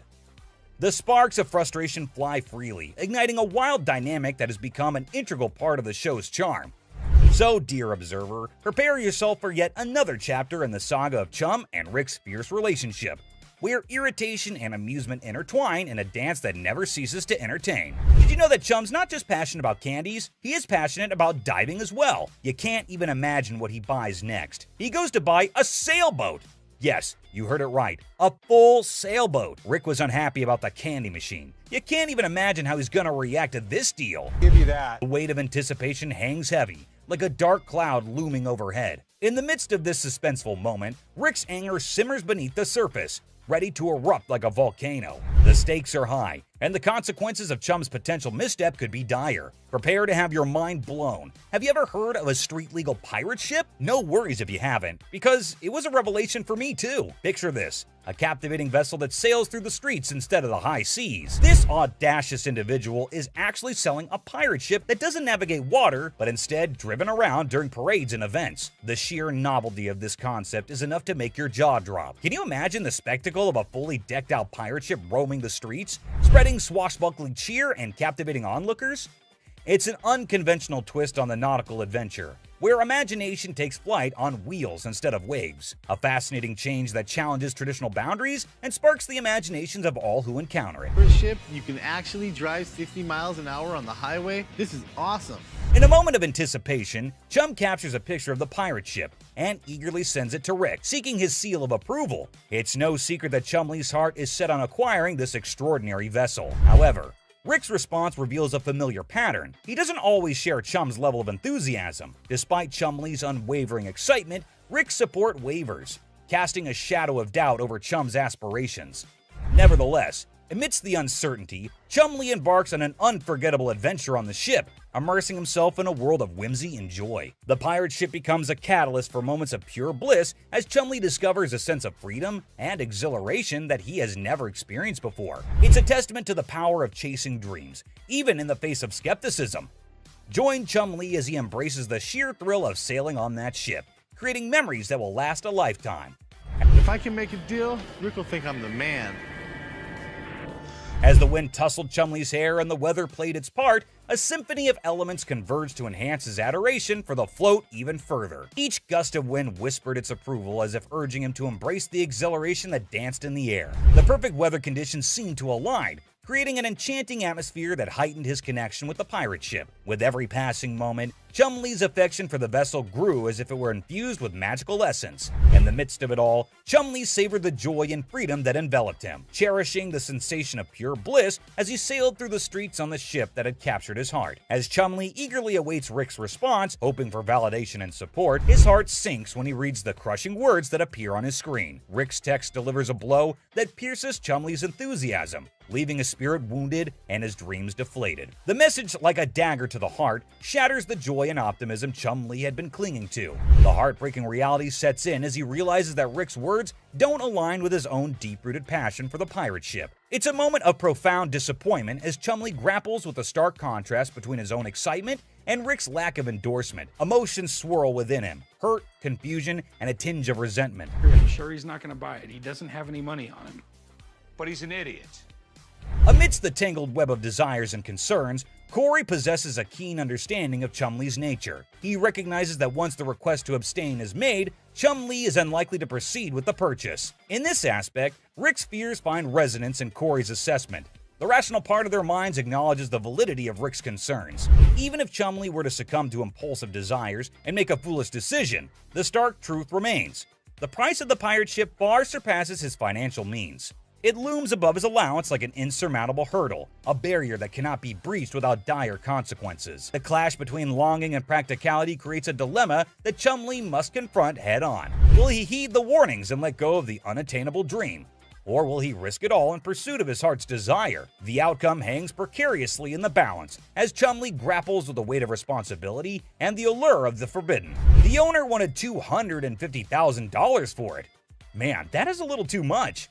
The last bargain he could agree on was $190,000, man. That is still so much money. Chumley was so sure that Rick would want to get it, until he checks his phone. Do not buy the float. That was Rick, my boss.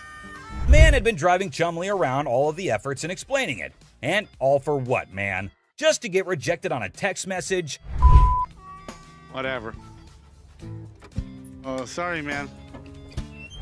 Man, I really feel so bad for Chumlee. Everyone gives an attitude to my boy here, and he just takes it all. Well, enough of Chumlee. Sometimes even Rick makes a mistake, and the great Harrison is not at all happy about this one.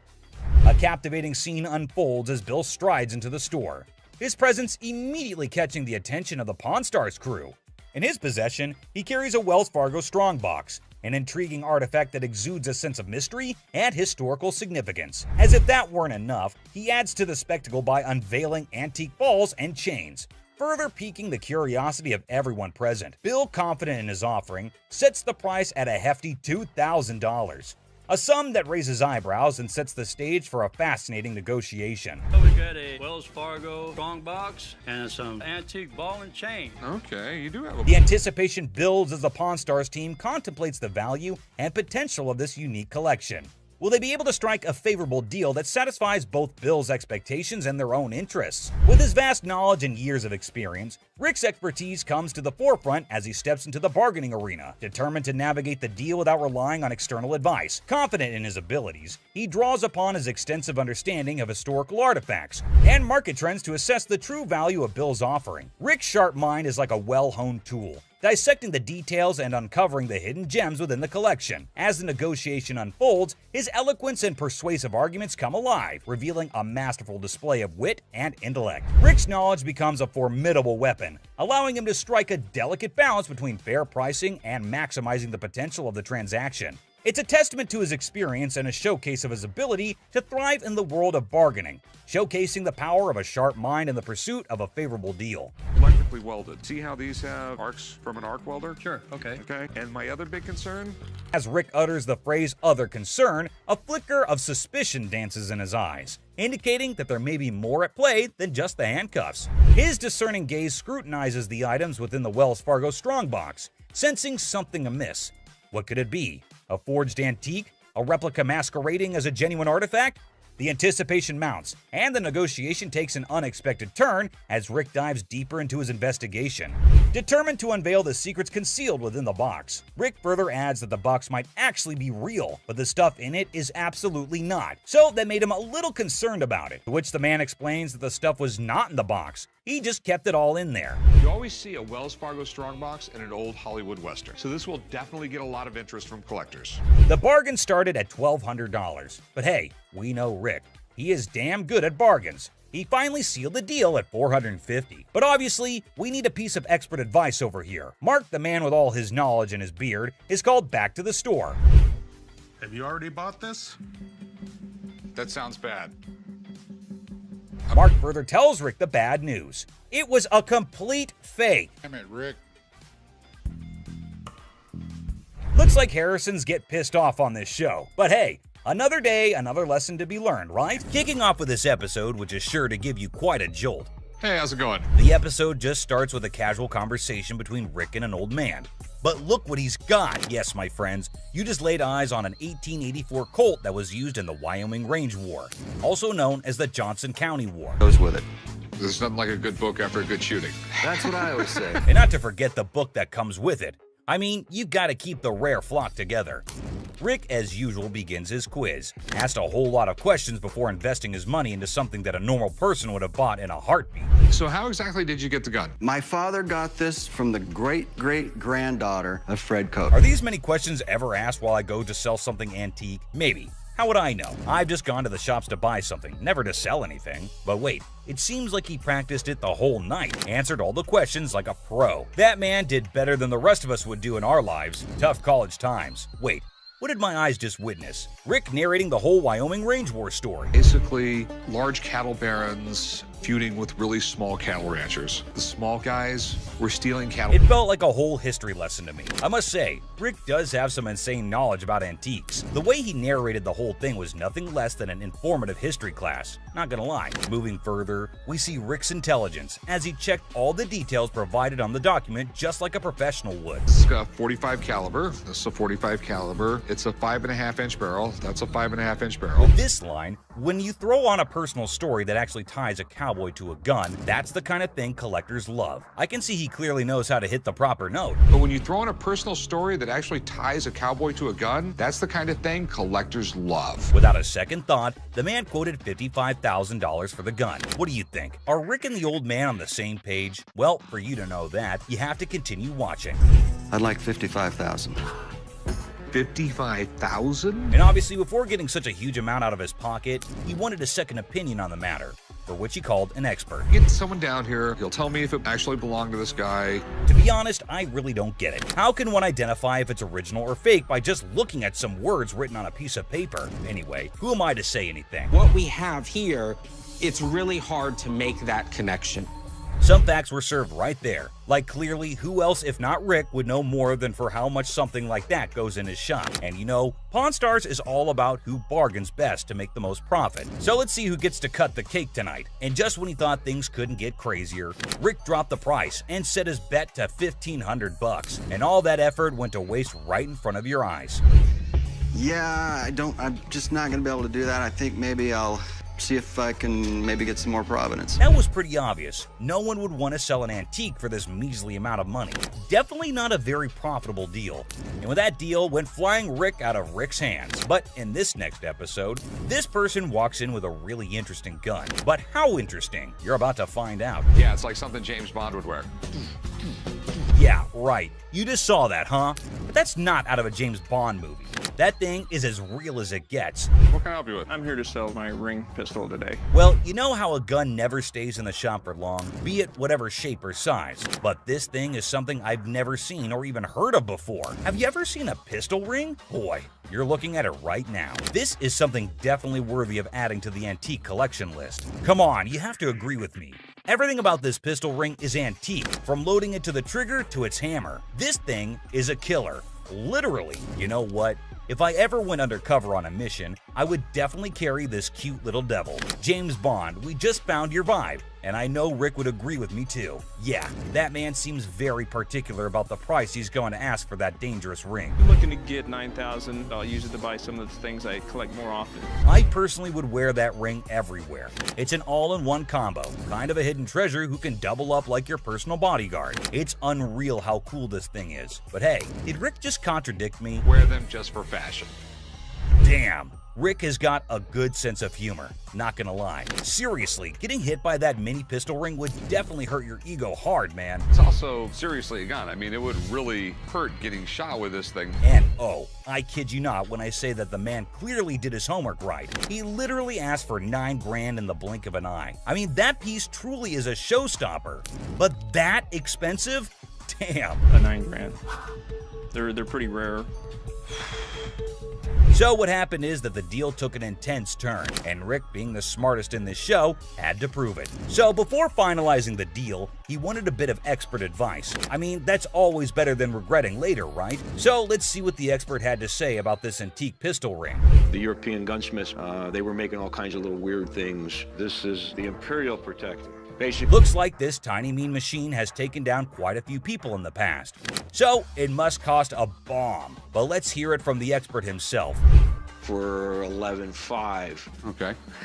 Thanks, Tony. I really appreciate it. Whoa, I never expected that. $11.5K? That's crazy. And just look at the size of that thing. That thing is golden for sure. But as you know, Rick plays by his own rules. And I'm curious to know what he has to offer. I'll give you $3,000 for it. No, can't do it. Okay, so Rick is trying to settle the deal for $3 grand.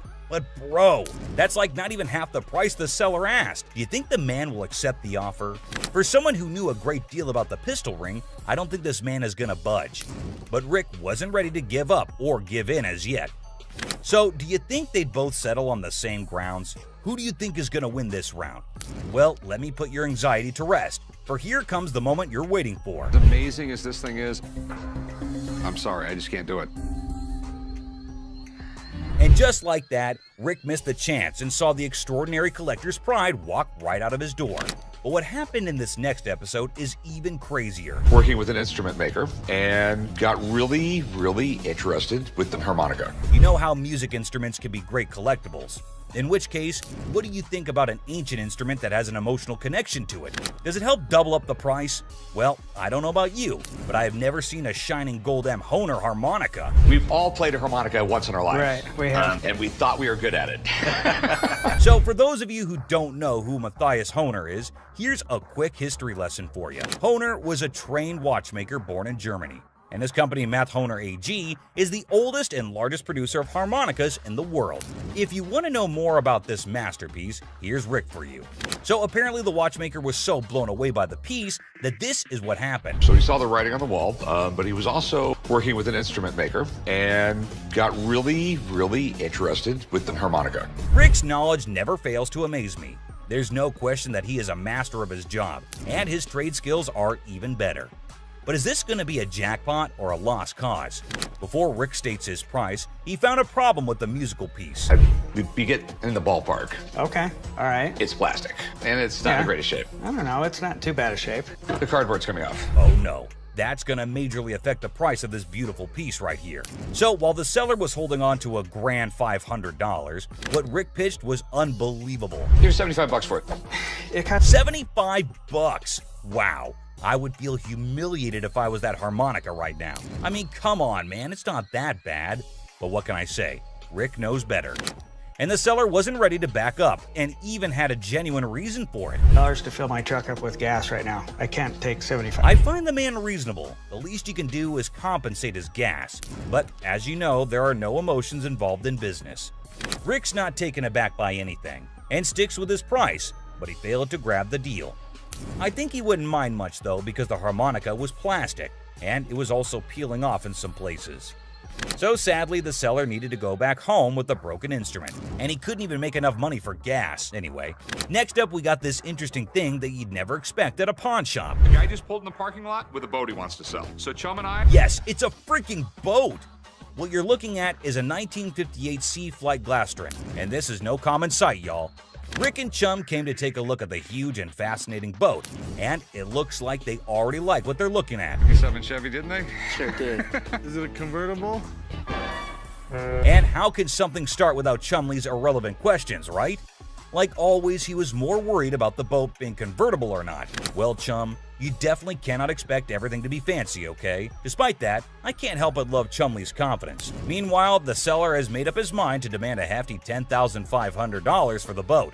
Let's hope he can make just as much from the master of negotiation. And this time, the item in question was a timeless beauty, created in 1958, standing tall, defying the effects of time. Whoever maintained it surely did it with the utmost care and dedication. Great work right there, but I think someone is already getting busy coming up with the numbers. It looks just like the 57 Chevy I got for the old man's birthday. It's definitely tempting because Rick's already deciding how he was going to pitch this look-alike a 57 Chevy. this Glastron boat is awesome, but boats are tough to sell, so it has to be a home. Like he already said, boats are money pits. I mean, nobody would want to keep this huge boat in their homes as an antique. Quite rare, as the word suggests itself. But this seller is definitely giving Rick tough competition. With all that USP knowledge he was throwing about, he came in here ready to face the pawnbroking world. Do you know why? Because it was a little 17-foot boat. No, because it was fiberglass. No more wood boats. Wood boats were moving out. But what happened next was totally unexpected. 10-5. In an unexpected turn, the owner of the boat bravely revealed a startling price tag, $10,500. Wow, that's crazy. What do you think Rick is gonna do? Will he buy it or break it? I don't even want to make you an offer. There's too much work that's got to be done for me to make anything. Did you see that? Rick didn't even make an attempt to convince the donor to accept a lesser price. But that's exactly what the show is all about, expecting the unexpected. But you cannot miss this museum piece that just made its entry into the shop today. A man brought in an ancient coin, a portrait of Julius Caesar from the month before he was assassinated. Well, I have a coin here. It's a portrait coin of Julius Caesar from the month before he got assassinated. But before that, quick history lesson. Did you know Caesar was the first living person to be depicted on Roman currency? Back then, this honor was only reserved for the gods, so you can imagine Caesar's position in the society. So you know that having him on a coin is quite exclusive, and any historical coin collector would be yearning to get their hands on this coin. Would do what was necessary to preserve the Republic. Okay, and no matter what he did in office, Rick was taken in by the intriguing offer, and his sincerity came through, creating a favorable environment for a possible deal. Rick, though, sticks to his strategy since he was logical. As you know, the man is a smart specialist who always seeks professional advice before taking major action. But let's see what the price on offer is. How much were you looking to get out of it? I want $4,400, please. Okay. I like this man's confidence and how he's so adamant about the asking price, exactly the way it should be. The style is correct. Everything is right. Okay. It's perfectly genuine. The expert's analysis is giving us a ray of hope with each passing second. So let's see what the experts have to say. $1,500. Retail? Retail. Wait, what was that? $1,500? Are you kidding me? I thought that coin was a big deal. But what just happened? It's ridiculous. I mean, sometimes you can never explain how things turn out to be in the pawn world. Just like this episode where a man walked in claiming to have a 1951 Yankees team signed ball. 1951 Yankees team signed baseball. For those who may not know, the New York Yankees of the 1940s and 1950s were the most dominant team in baseball history. They won 10 World Series titles only between 1947 and 1962. Including their 5 consecutive World Series victories from the 1949 to 1953 season. However, things have now taken a turn, and the glory remains in history. Coming back to the item in concern, the seller also claimed that the ball had the signatures of around 22 to 23 Yankee players from around that time, and out of all of them, it had the signatures of Joe DiMaggio and Mickey Mantle. At about 22, 23 signatures on The year 1951 holds a special place in baseball history, as it was Joe DiMaggio's final season and Mickey Mantle's first. Also, Yankees won their 14th World Series that year. Buckle up, because this episode is sure to amaze you. My grandfather went to a game in 1951 with my mother and received The seller said that it was his grandfather who managed to get this iconic baseball. According to him, his grandfather went to a game in 1951 with his mother and received the autographs from a friend of his that was involved with the team. Well, sounds fair enough to me. Baseball doesn't really mean a lot to me. It's got some family heritage, but it's a baseball. I wonder why so many people want to sell something that has an emotional connection with them.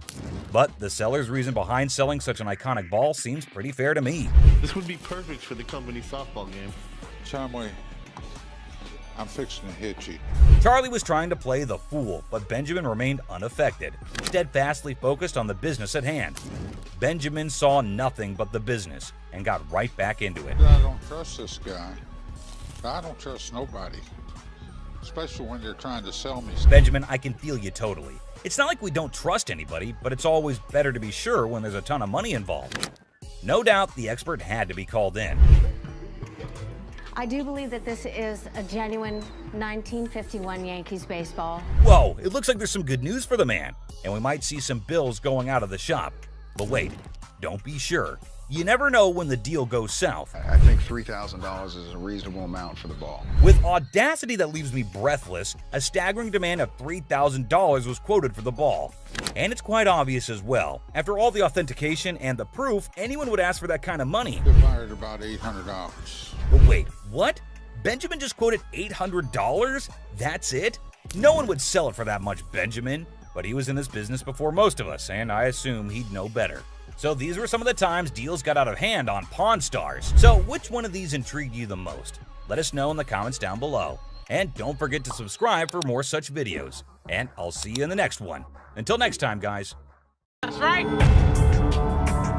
No, I'm not. And you're not going to come in here demanding money from me. How would you? Customers usually go through several stages when they hear that their item's not as valuable as they thought. The first is disbelief, followed by denial, anger, and even assault. In this video, we see a woman who assaults a security guard, another insults and body shames Ashley, and one almost takes a swing at Les. The thing all these people have in common is that they were shocked at the real value of their item. Yes, ma'am. I was coming to pawn my ring because I have to pay my rent. It was due a couple weeks ago. Oh, okay. Why you keep looking at my ring like that is real? I mean, what, you want the studs on my lip or something? Pawning it. I'm not buying it. You're just pawning it. You want to pawn it? Keep control of yourself. I don't know. She's lucky. My security staff didn't. There's never a shortage of people who don't know their item is fake. The truth makes this woman explode at Les, but she never stands a chance because Les has backup. Hi, I'm Ashley. I'm Nana. Nana. I called up here and I got an estimate price, and they told me that I could get $400 for these. You called up here and got an estimated price. Yeah. Who did you talk to? Nicole? Nicole. Over the phone? Yes, But ma'am. we don't see them over the phone. She's lying. Where Nikki at? Nikki. Nicole. Well, which is it, Nicole or Nikki? Listen, it's real diamonds. All I know is I need my $400. All right. I'm looking at the diamonds, and I know right off the bat the weight is just not gonna make it. I know I am not gonna be able to help her. I can do 185.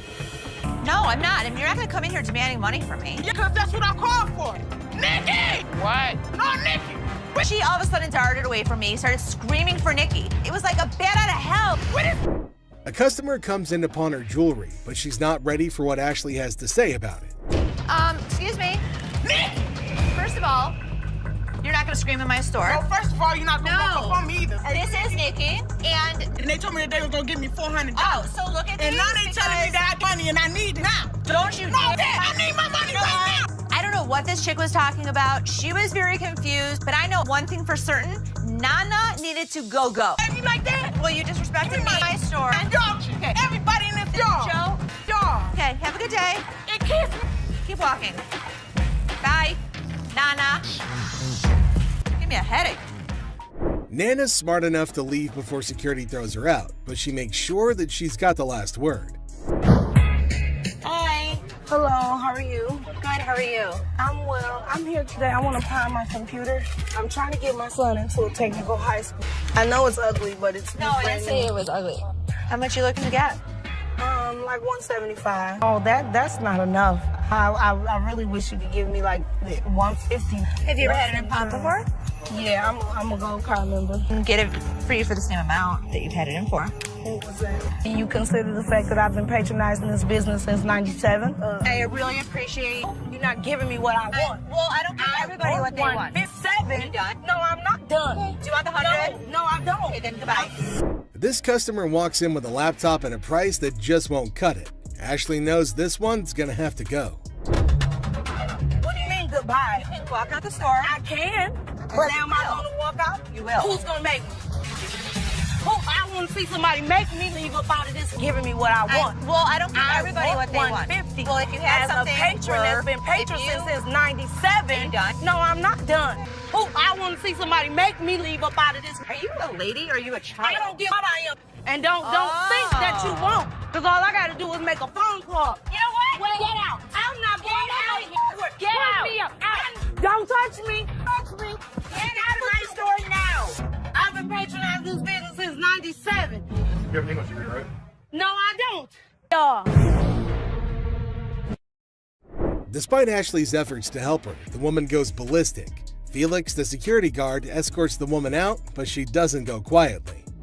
I was coming in to try and get like $1,500 for this. Okay. I'm trying to get my baby daddy out of jail, and I've been really trying to work things out with us. I love him dearly. I was his first phone call, so that lets me know that he loves me. Huh? No, not $50. I want $1,500 I'm sorry, for I these. can't help you with that. I said. I don't care what you said. I said I want $1,500. I'm not giving you $1,500. $1,500. I am not giving you. To get my man out, okay? I want $1,500. What part of that you ain't understanding? You need a hug. No, don't give me no damn hug. Oh, you need a hug. I don't want no damn hug. Get off of me. Good day, baby. I don't want no hug from you. The woman comes in to trade baseball cards. However, the only thing she manages to do was initiate a shouting match with Ashley. This one is put out the door fast. How are you? I'm doing okay. What can I help you with? Either trying to get a loan on it or you guys can buy it. Mm-hmm. Trying to sell it for maybe like $150. It's $50. This thing costs way more than this. Okay, but I'm not going to pay you for the amount that you think it's worth because it's stained. This is not one of the newer ones. This is not this season. I know about purses. But you're still willing to buy for $50 though. So if it wasn't worth, why would you even say $50? So they didn't say it wasn't all. Leave Can our I store. talk to somebody else? Why do I have to talk to you? Because You I'm the disrespectful. manager. I'm disrespectful and you call me a pepperoni. You're not the owner. The owner is the other man. You must have. How you get here? To the top. Customers are just shocked when they're told the real value of their item, but this customer's just straight up disrespectful.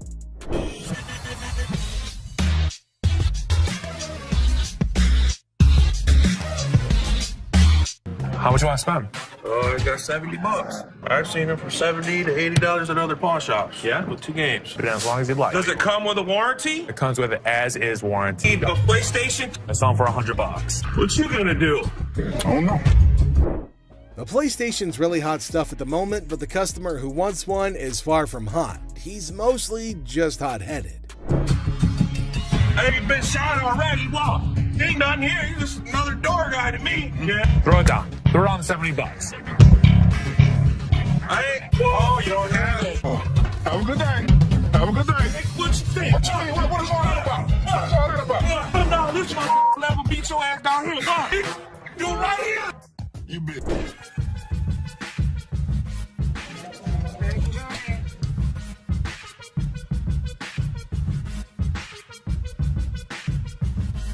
And not real. What? No, these is real. Look, when you holding up to the light, ding, you hear that? Ding, that's the diamond sound. Don't you think I would offer you money for it? No, I know what this is. Why your big ass standing here? What the you want? So you can give me my $300. Whatever, Tomei, my ass haters. Bye. Have a nice day.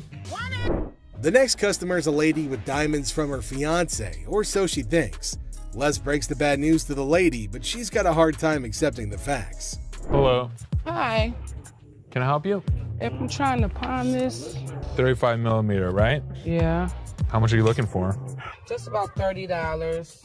Got my baby's birthday coming up and just need a couple of extra dollars to help out. Stuff situated for him. What do you have planned?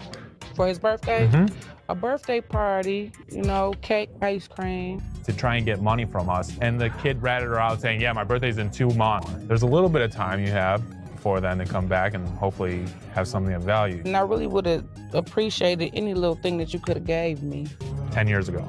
This is some bull because y'all could have took this camera. You could have gave me $30. The innocence of a child didn't allow this woman to cash in on her worthless camera. She was pretty shocked her lies didn't work on Seth. How are you? How are you today? Good. What you got? My bracelet on my phone. My baby daddy gave it to me. It would be so mad. Curtain tiebacks. What are you telling me? You know this isn't real. What do you mean it's not real? Well, it's a real bracelet. You know what? It's a real, listen, okay, fine. You're fair enough. probably Don't right. trip, okay? Don't trip. I'm about to call him right now. Sometimes people get presents, and sometimes when they get their presents, the people that give it to them tell them a lie. He said this bracelet costs $500. It would be more What are you 500. talking about? He's Anywhere. lying to you. Baby, did you give me some fake gold? Did you give me some fake gold? Really? Did you give me fake gold? This ain't love, baby. You said you was gonna marry me one day. Okay. Have a very nice day. Thank you. Man, this. What the is you talking about? Have a nice day. I have a nice day when Okay, you then give me don't some have nice service. Right? You know what, y'all? I'm about to take it to a real jewelry store that knows something. That's what I'm gonna do. The amount of men who give their women fake jewelry in Detroit is absolutely crazy. This woman is shocked, betrayed, and angry when she learns the real value of her jewelry. Hey, I was wondering what you could get me on a loan for the PS3. We're on a mission now. Real mission to get my brother out of jail. All of a sudden, the cop just stopped us because one of our lights are off in the back of our brake. Bought it $300, I got $150, and now I'm here. Ended up with his brother trying to sell his video game system on his games and the controller. See what we could do with that. 95, suppose I get to 100 for you. 100, mama. I can't. 100. I normally would have given $80 on this game unit. I went $15 over, and that wasn't even good enough. But too bad I couldn't help her out because I wanted to help her. But I hope she can find the money. Two customers come into the pawn shop on a noble mission of freedom. However, Ashley lets them down easily, but at least they take it better than most customers in this video. Pawn shop because we, is in need of money. and we're trying to pawn this VCR and this TV. Okay, when you put it on there like that, you ain't seen no income. you wouldn't. Where's the income? You want to go to the So what? I was ready for them to have a full-out brawl out there. Get your ass on somewhere. No, get your ass on, cocky ass. I tell all ladies and everything. Can I help you guys? Why are you guys fighting? I kicked this. What he said, you know, it was offensive. Pretty TV. Sell it. Actually, yeah, we gonna pawn this. No, the TV didn't get dropped. It works. $20. All right, 20 will work. Hey, you can each get 10. Oh, you agree now? All right, just give it to this gentleman. We're gonna do this for 20. Just go online, get your ticket, and get your cash. This is a general conversation. Okay, well, we still in a relationship, though. Tiffany, seriously, maybe you should go in the parking lot and just wait for him. You're right. I am gonna wait in the parking lot. Franklin's really pretty. I like this. A chaotic couple barely makes it to the pawn shop before smashing one of their items in an argument. The couple is more sad than shocked that they've rendered their items worthless. Hi, how are you? I'm good. How about yourself?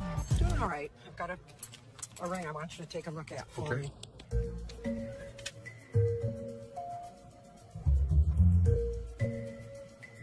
You know what it is? They're diamonds. They're not diamonds. That's cubic zirconium and silver. Okay. Not interested. I know what this is. I'm telling you, I can't give you any money for it. I know it has value, and I'm really, really upset right now. So, I've worked for an attorney. I know my rights. Don't touch me. You're an idiot. You're an idiot. Oh yeah, what a gentleman you are. Anybody? Woman, what? Get me out of here. Get away. Get away. 4 times she hit me. Randy, 4 times. Why would I not give her money if it was worth it? I thought you were smiling when she was doing that. This woman can't believe her diamonds are actually not diamonds. If you like seeing angry senior citizens, then this grandma's got you covered like a quilt. So, I'm here to sell my yays and stuff. Okay. Cartiers. I paid $5,300. For these? Yeah, I overpaid. They're fashion designer glasses. Really cool gold diamonds. For those particular frames, there's a huge demand, but not for that price. How much you want for these? The lowest I'll take probably like 40 for it. All right, give me 35. You give me 35? 1,000. What you mean? You making too much money now. I sell this stuff cheap, man. Look, I ain't pay 1,000 for these. I know feel you me? didn't. I can feel you. But you don't feel me, you know what I mean? I can feel you. You see how he talking? Talking like a kid and You don't know who the I Man, am. You don't know where the I was raised. Like and I you're just said, talking. Well, flat out, man. I ain't leaving, dog. Come on, baby. Young buck. What's up, baby? Man, we out. You on that petty shit, dog. That petty ass money you offering. That's why ain't nobody with y'all. You feel me? I feel you. Les is offered a cool pair of glasses, but he knows they're not cool enough to be worth what the customer's asking. The customer doesn't take the news well at all. Welcome to the channel, guys. Okay. Oh my God. Get your hands off. Blurry faced guy. We'll buy this and pawn this and that and give you $350 total. Get set for a crazy moment in this pawn shop. The shopkeeper and a customer are going at it in a big argument, trying to make a deal or who knows what. But wait for it. Out of the blue, 2 dudes in fancy clothes with blurry faces bust in like old school detectives. The shopkeeper's scratching his head, clueless, but here's the kicker. Those blurry-faced guys are undercover detectives on a secret mission. It's like a scene straight out of a comedy movie. The detectives have arrived. I need to tell them what's been happening and show them the evidence. Hold on to your laughter because this is pure comedy chaos.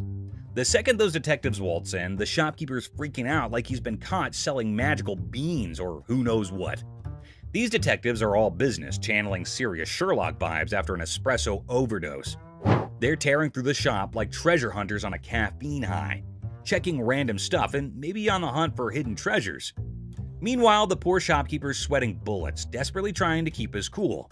It's like a real-life comedy suspense show unfolding before your eyes.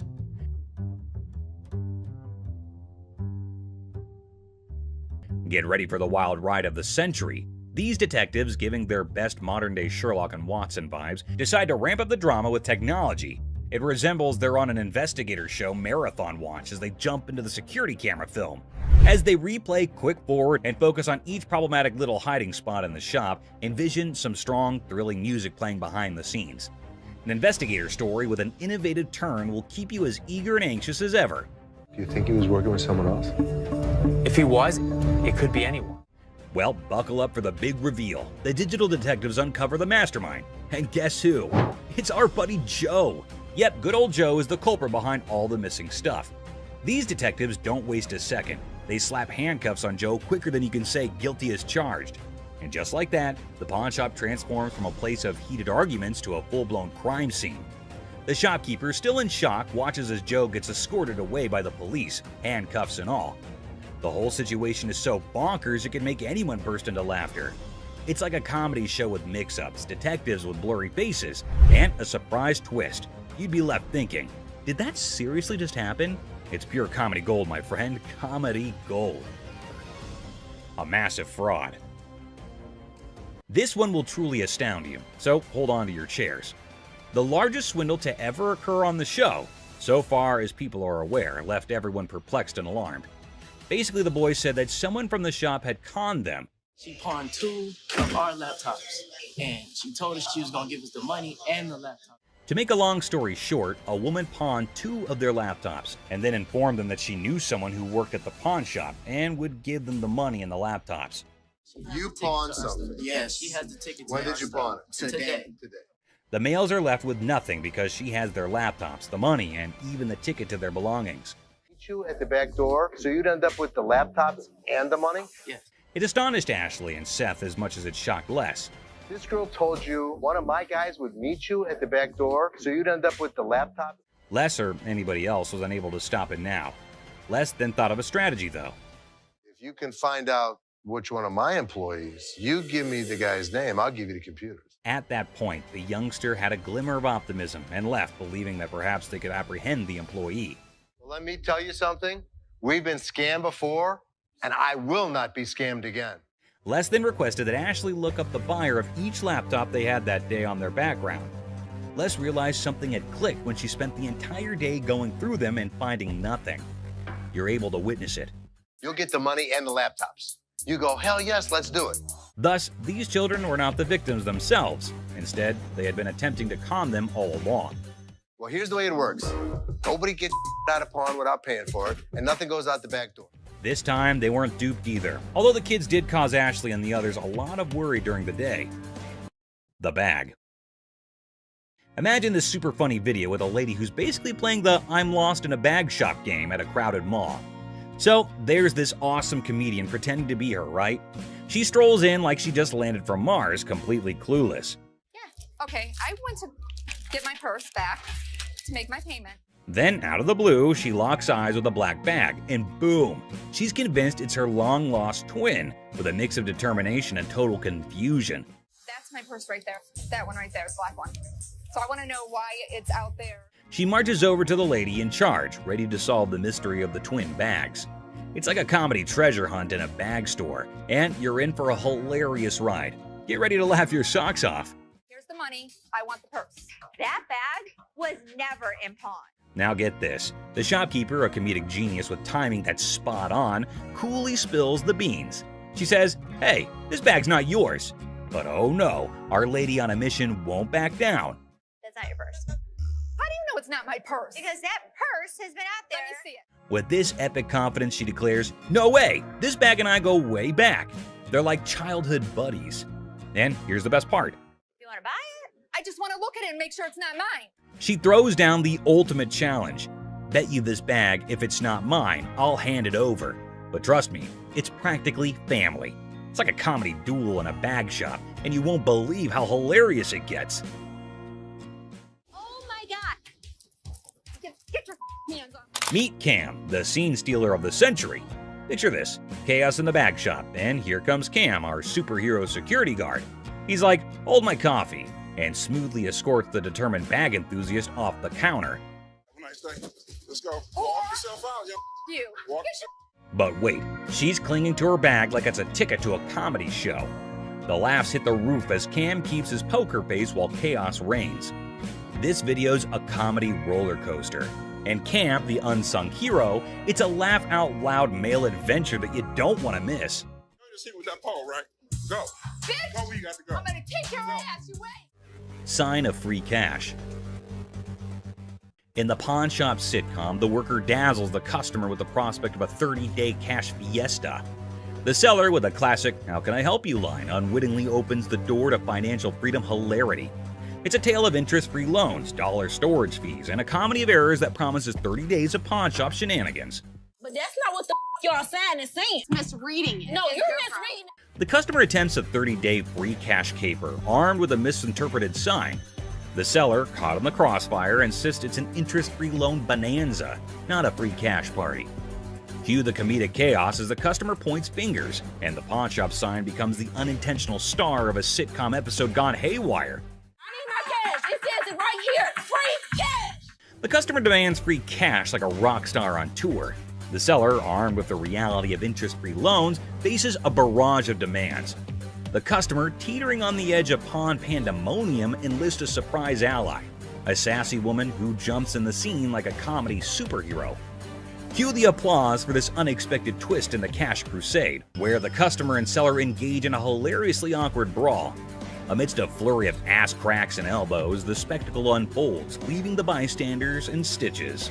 The door slams and the customer vows a dramatic return with an unforgettable "I'll be back" exit line. Antique computers. Got some equipment here. Yeah. We need some money. We're going to out west. In the pawn shop time machine, two hunters strut in with ancient computer relics. The seller, bewildered by their outdated tech, questions if they're stuck in the 80s. The hunters, claiming they've wiped out all of Michigan's deer, aim for a whopping $900. So how much are you looking for? About $900. The price tag triggers more shock than a retro computer's boot-up sound. What I can offer you is zero. Zero. Comedy sequel, the hunters scoff at the initial offer of $0 for their ancient artifacts. The hunters, expecting treasure, get a less than an antique appraisal, leaving the shop echoing with laughter and $0 dreams. Wonderful. Thank you so much. You too.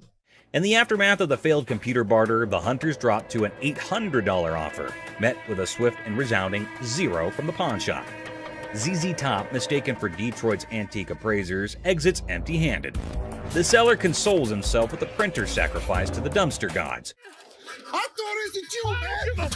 Oh, that's good. Ending the scene with a comedic crash and a touch of musical confusion. You people. Plump man. In Hardcore Pawn, Les Gold faces off with a cheerful, plump customer aiming to sell a watch for his wife's anniversary.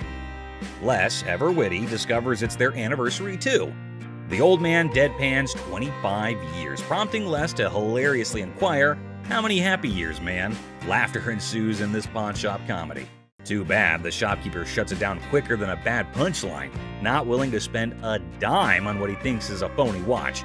Talk about a comedy of errors in the pawn shop. It's fake. I'm not interested. Let me see what you got in watches and take. Now brace yourself for the ultimate comedy meltdown. Our plum seller cranks up the chaos meter, throwing wild threats about the shopkeeper's wife and claiming he's seen her somewhere. You're married, right? I am. This triggers the shopkeeper, turning the whole scene into a chaotic carnival. There's two things you don't talk about. What's that? My wife and my family. In the blink of an eye, security guards swoop in, snatch our hefty hero, and give him the grand exit, escorting him out like the star of an unexpected sitcom. Guess what? Our main guy, kicked out of the shop like a party crasher, hits the street with a style only he can pull off. It's like a comedy buffet that'll have you grinning like you just discovered the ultimate joke. Get ready for hilarious adventure. Need help? Video, there's this super hyper dude who charges into a shop, making a fuss like it's the biggest emergency. And get this, he decides a random table is his new chill zone. No rules, no worries, just pure wackiness. Get ready to laugh your socks off. Get a load of this to hit the road. But guess what? He's on a whole different planet. watches. Get ready to giggle. So there's this new lady in the shop who's decided to be a rebel. She goes all sneaky and puts the shop's watches up for sale online without telling, confidently struts away, leaving the staff scratching their heads like, did that just happen? It's a hilarious roller coaster and you won't stop laughing. You weren't as big of a bitch. I was wrong. Excuse me? Get the out of here. Get set to lol. This funny video is like a crazy ride with surprises, silliness, and a hint of madness that'll have you laughing without a pause. The twists and turns make it a hilarious and chaotic experience for anyone lucky enough to catch the shop's wild antics. Brace yourself for a good laugh as you watch the madness unfold in the side-splitting comedy script style video. What did she say? That I am the bitch. Get the out of here. Penny pincher. Get ready to chuckle. This hilarious video is all about a super energetic girl trying to convince her super penny pincher dad to hire more security for their shop. She's all passionate like, "Dad, we need extra protection." But oh boy, her dad's like, "Nah, that's just throwing money away." Adding an extra night security guard is an expense we don't need. Dad, I just don't understand. The funniest part? When the argument gets so wild, the girl pretends to be super angry and storms out of the room. It's silly, it's amusing, and you'll be laughing your socks off at their crazy fight. Every single time I have an idea and I bring it to your attention, he then has to walk in. Hold on to your funny bone. This comedy video is pure chaos when the staff walks out, and surprise, the roof is missing. Peel the roof off? Yeah, they peeled the roof. Yep, someone peeled it away like a giant banana. Imagine the team head scratching in disbelief. Their shop literally got unroofed. The alarm company called. They thought it was a false alarm. Is anything missing? I have no idea. Now, here comes the kicker. They start worrying it might be a sneaky robbery. Cue the panic as they sprint to check the CCTV, hoping to catch the audacious roof peeler in action. Get ready for a laughter-packed roller coaster as they dive into this hilarious investigation. Get ready to laugh in this super funny video. They got 2 guys. So they get through the internet room, jump in. The staff at a quirky shop freaks out when they find out someone peeled off the roof for a supposed robbery. Total chaos, right? So they go all detective and check the CCTV footage. But wait for it. Turns out, not 1, not 2, but 3 guys break in. And here's the kicker. Looks like they grabbed the coat right there and then out. So these guys could have been part of a 3-man team. One of them ends up hiding inside the fridge. It's like a comedy show gone wild, leaving the staff scratching their heads and everyone else in stitches. You won't believe the crazy twist in this comical caper. We got broken into last night. Took it for a coat and ran out. I told you that security should have been here at night. Stolen microphone. The seller, baffled, asks when they were taken off the rack. It's a funny scene of concert chaos turned into a pawn shop jackpot, where microphones become rock star souvenirs, and the friend is the accidental hero of the day. Microphones I picked up from a concert last night. The person insists the microphones were flung into the concert crowd, a spontaneous catch. The seller, eyebrows raised, gets an unexpected call from American Jewelry about missing microphones. It's a classic mix-up where concert souvenirs turn into an unintentional pawn shop investigation, leaving everyone wondering how the microphones took an unexpected detour. I'm from American Jewelry. I have a gentleman down here. A mad girlfriend. Welcome to the whirlwind of pawn shop hilarity. Our unsuspecting star walks in aiming for a ring appraisal and potential pawn deal.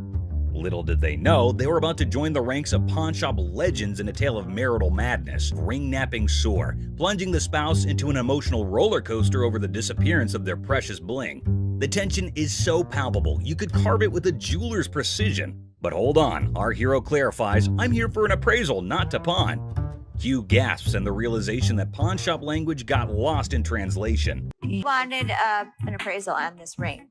Plot twist, the ring allegedly transformed into bike parts? Is this a pawn shop or a two-wheeled saga? Accusations fly faster than a speeding bike, plunging us into a marital showdown. "Why'd you take my ring?" echoes through the pawn shop halls. Why'd you take my ring? Well, I wanted to see how much it was worth. Our hero is left flabbergasted, caught in the crossfire of accusations and domestic mayhem. "I just wanted to know its worth," they exclaim, trying to defuse the explosive situation. But alas, emotions rage on. Yesterday, you said you needed bike parts and didn't have the damn money. And all of a sudden, you got my damn ring. Drama unfolds. They assert their right to park no matter the odds. Suddenly, I'm patiently telling you, dude. Park your spots out. meanwhile, our hero, undeterred, asserts, "I'm not going nowhere," as if the van gods themselves had bestowed upon them a divine parking mission. In a shocking turn of events, our hero literally stops, drops, and rolls on the store carpet, leaving everyone perplexed. The guy in the refrigerator. In this episode of Hardcore Pawn, we are taken to the time when a crazy man entered the shop, and when no one was looking, he took refuge in the refrigerator for reasons unknown. Thankfully, this man had spotted the crazy man and went to Ashley and others to let them know. At first, no one would believe him, but by the looks, he looked quite genuine, so they followed him up to the spot where the fridge was. Still hardly believing the man, they went to open the fridge, and boom! The man was curled up inside, about to make the refrigerator its new cozy little home. I don't know what y'all doing over here. There's some mother in the refrigerator. What? The whole situation was so absurd that not a single person in the whole shop could believe that there was a whole person hiding inside there. Good thing that they have security in the shop, so the man got what he deserved. What the are you doing? Fake earrings. Two sassy black queens strut into the pawn shop, flaunting earrings worth $350. The seller, bewildered, questions their cash craving. They snap back. How you doing? Good. I'm here to pawn these earrings. Okay. Honey, our financial drama is an Oscar-winning secret. The seller innocently inquires about the swearing, prompting the girl to unleash a verbal firework. Trying to get $350 for them. Why do you need the money? It's none of your business why I need the money. As he fumbles to record the chaos, he realizes these queens can turn from pawn shop patrons to drama divas faster than his slowest sale. Talk about a speedy emotional roller coaster. Why are you swearing? Because you asking me why I'm coming in here to handle my business. In the midst of the jewelry saga, it's a linguistic roller coaster. The seller's ears are bombarded with jewelry, loan me my money, and a kid-eating crisis. What does my sign say? Jewelry and loan. This jewelry, loan me my money. I got to feed my kid. The drama unfolds faster than a soap opera, leaving him nervously counting non-existent diamonds. Talk about a pawn shop sitcom. Man, you getting on my nerves, dog. How'd you get You ain't even looked at my Do you know that these aren't real? In the sizzling pawn shop showdown, the women insist their earrings are as real as their sass. The seller, sweating in the Lacoste, tries to diplomatically handle the diva duo. It's a battle of bling, attitude, and a heat wave, all under the watchful eye of leather-clad thermometers. Comedy gold. How the you gonna tell me just by looking at my that they not real? They're not real. As the Queen of Sass declares her exit, she throws shade like confetti. Insults rain down, targeting the seller's wrinkled-up hair and questionable fashion choices. With a parting shot about a jury and long bow ass, she exits, leaving the pawn shop in stitches and the seller questioning his life choices. I ain't leaving this till you give me my money. I need my mother hair did. Coloring book. Ashley enters confidently, challenging authority. Seth tries to manage the chaos. Tension rises as they clash, leaving everyone puzzled. Don't come in here thinking that you know everything in your. Like, I didn't know you should anything. go off and like run back to Hawaii where you bought that shirt. Unearthed Gems, a JFK coloring book from '62, and a Frank Zappa one from '82. Mom's surprise drawer is found. Now, the shop's in for a laugh, unraveling the tale behind these quirky relics. Hello. Hello. I have a John F. Kennedy coloring book from 1962 and a Laugh out loud scene as the seller confesses to buying a Frank Zappa coloring book at 25, never cracking it open. Now, with 3 daughters in college, it's a hilarious quest for cash. The quirky relics become the center stage for a funny exchange in the pawn shop. So why do you want to get rid of it since you loved him so much? well, I have 3 daughters in college and I need money.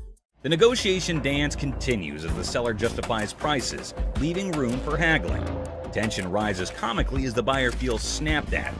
The shopkeeper offers a research break, declaring, "I'm not in a hurry," in this pawn shop sitcom starring quirky characters. Okay, do you want to give me some time to do a little research on this, You can or? have all the time you need. I'm not in a hurry. The plot thickens as Ashley discovers the price coloring book online for $8.75, triggering a hilarious spat. I didn't say any of that Can to you you. read that? $8.75. So make me an offer. 0. She hilariously expresses her dismay, accusing the customer of rushing and shoving a phone in her face. I'm I'm looking at the one that he wanted $50 on, and I pull it off, and it says $8.75.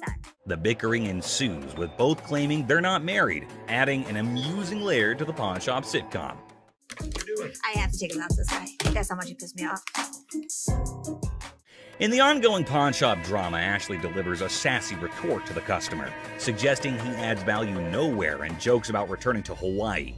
The banter continues as another worker calls out Ashley for being rude. I think you're disgusting and rude. I didn't say any of that Can to you you. read that? $8.75. Leading to a comical exchange where Ashley dismisses them to focus on yourself. The workplace comedy unfolds with quirky characters and witty comebacks. You don't add value to the organization. I have one. Well, thank you so much. But the next time you send my paycheck, you can tell me how to work. Parking lot. Cue the workplace alarm. The notorious parking lot gambler is back, and the office crew is on high alert. With a battle cry of "Let's go get him!" they embark on a mission to catch the elusive man of many lands, or as they dub him, that lady Pakistan. Office drama just hit the jackpot. What gambling again in the parking lot? Meet Robert Robertson, the maestro of sports memorabilia, introducing himself to Dennis in a pawn shop saga. The plot thickens as he unveils a treasure trove of Detroit Lions autographs salvaged from his sister's basement flood. Forget superheroes, this guy's heroics involve rescuing signatures during a Union picket line water ballot. All right. Here's Robert. Robert, Nice to I'm meet Dennis. you. Nice to Nice meet to you. meet you, Dennis. Here, I got an item here. You might be interested in. In the wild world of pawn shops, Dennis is hit with a first, an NFL labor strike poster. As Robert pitches his Union picket line relic, Dennis, caught between fandom and frugality, contemplates the value. It's a negotiation dance where even the poster's wrinkles have a say, and Dennis dreams of a dad who'd splurge on a heartbeat. What, Steve Backus? This is the first time a guy actually brought in an NFL labor strike poster. Dennis and Seth, the dynamic pawn shop duo, are advised to step up their deal-closing game.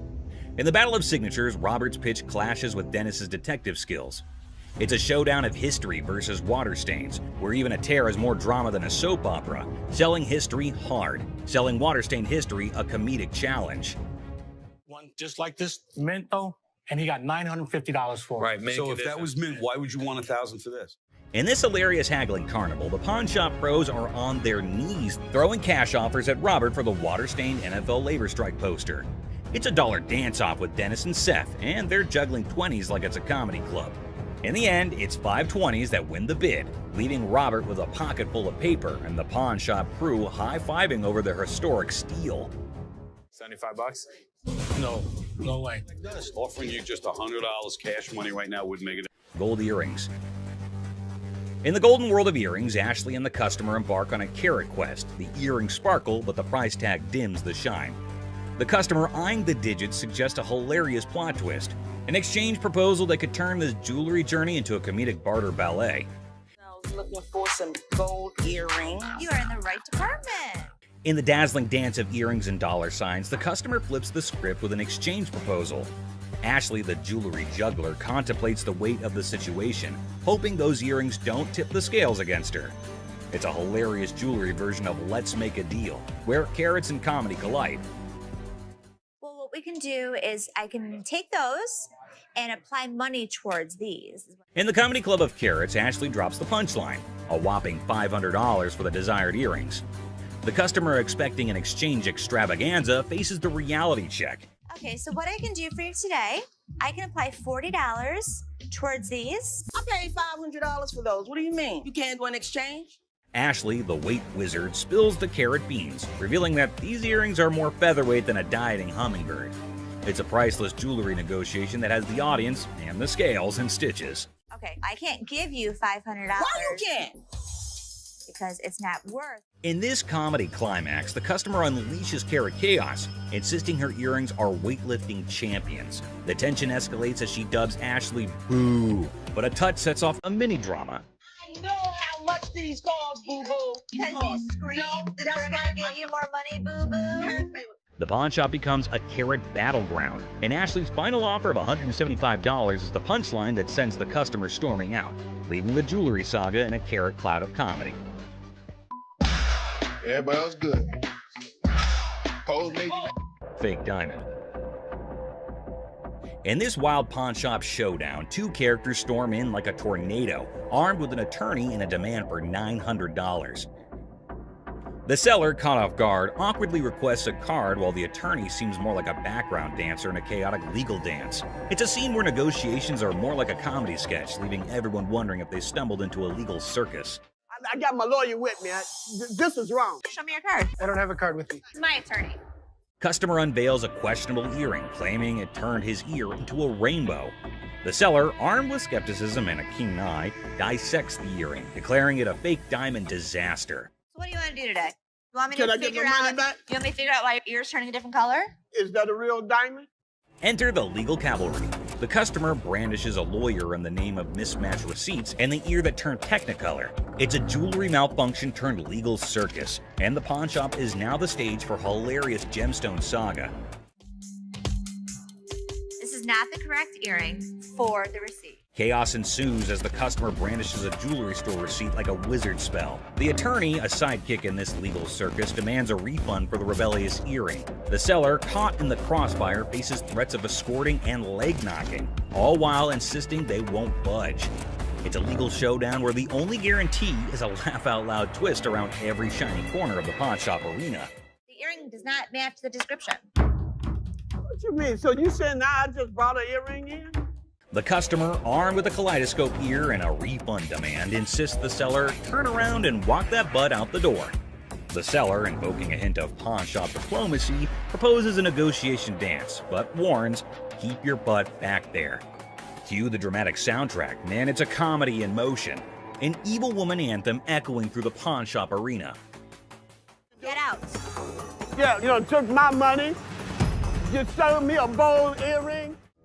Golden State Warrior ring. I just got engaged, and I heard you had a 75 Golden State Warriors ring, and I was thinking that would be perfect for my fiance. This man came into the shop to buy something, which is odd because most people come into the shop to sell something. This man, on the other hand, was interested in Rick's 1975 Golden State Warriors ring, but Rick was unable to but laugh at this. Rocco, will you grab me that ring? Sure. That is a brave man that would give his fiance a championship ring. Even though Rick keeps on laughing, asking why the man is giving a ring like this to his fiance, we understand that the buyer isn't pleased with Rick's antics. So what I did was I brought pictures of another 75 Golden State Warriors ring. The buyer produced photos of another Golden State Warriors ring and attempted to match them, which they did. Then he asked if it was a genuine diamond and if Rick had checked it. Rick told him that the stone was genuine. Perfect. Have you tested the diamond? Oh yeah, it's a real diamond. It's a real diamond, okay. The buyer then proceeded to use his own tester to determine whether or not the diamond was genuine, as he was a collector and dealer of sports memorabilia himself. But as he went to test the diamond, it didn't pass. It's not testing. That's because you have a really cheap tester. So Rick stepped in with his own tester, which of course revealed that the diamond was genuine. Even though Rick was irritated by the whole thing, he chose to be courteous to the man. First fine on mine. Okay, I will trust that. The buyer requested for the amount after the ring had been tested, which Rick believed to be $11,500. The purchaser, on the opposite hand, had a budget of $5,000. Any 11 grand, that's what I can do. That's your bottom line? Yeah, Okay. best price. Because Rick refused to go any lower than $11,000, the buyer was forced to leave the business unhappy and empty-handed. I didn't think he was going to go 5,500, but I thought, he'd work with me a little bit. But he seemed like he wanted to punch me in the face. Wells Fargo safe deposit box. What do we have here? Well, we got a Wells Fargo strong box. This man arrived with a Wells Fargo safe, an antique ball and chain, and a couple ancient handcuffs. The seller was asking roughly $2,000 for everything in the package. All right, well, tell me about these things. This ball and chain right here actually comes from the Human Prison. It's the oldest prison in the state of Arizona. Folsom Prison was Arizona's oldest prison, and the handcuffs belonged to it since the late 1800s. Here's my concerns. When they forged chains back in the 1800s, it was just hot welding together.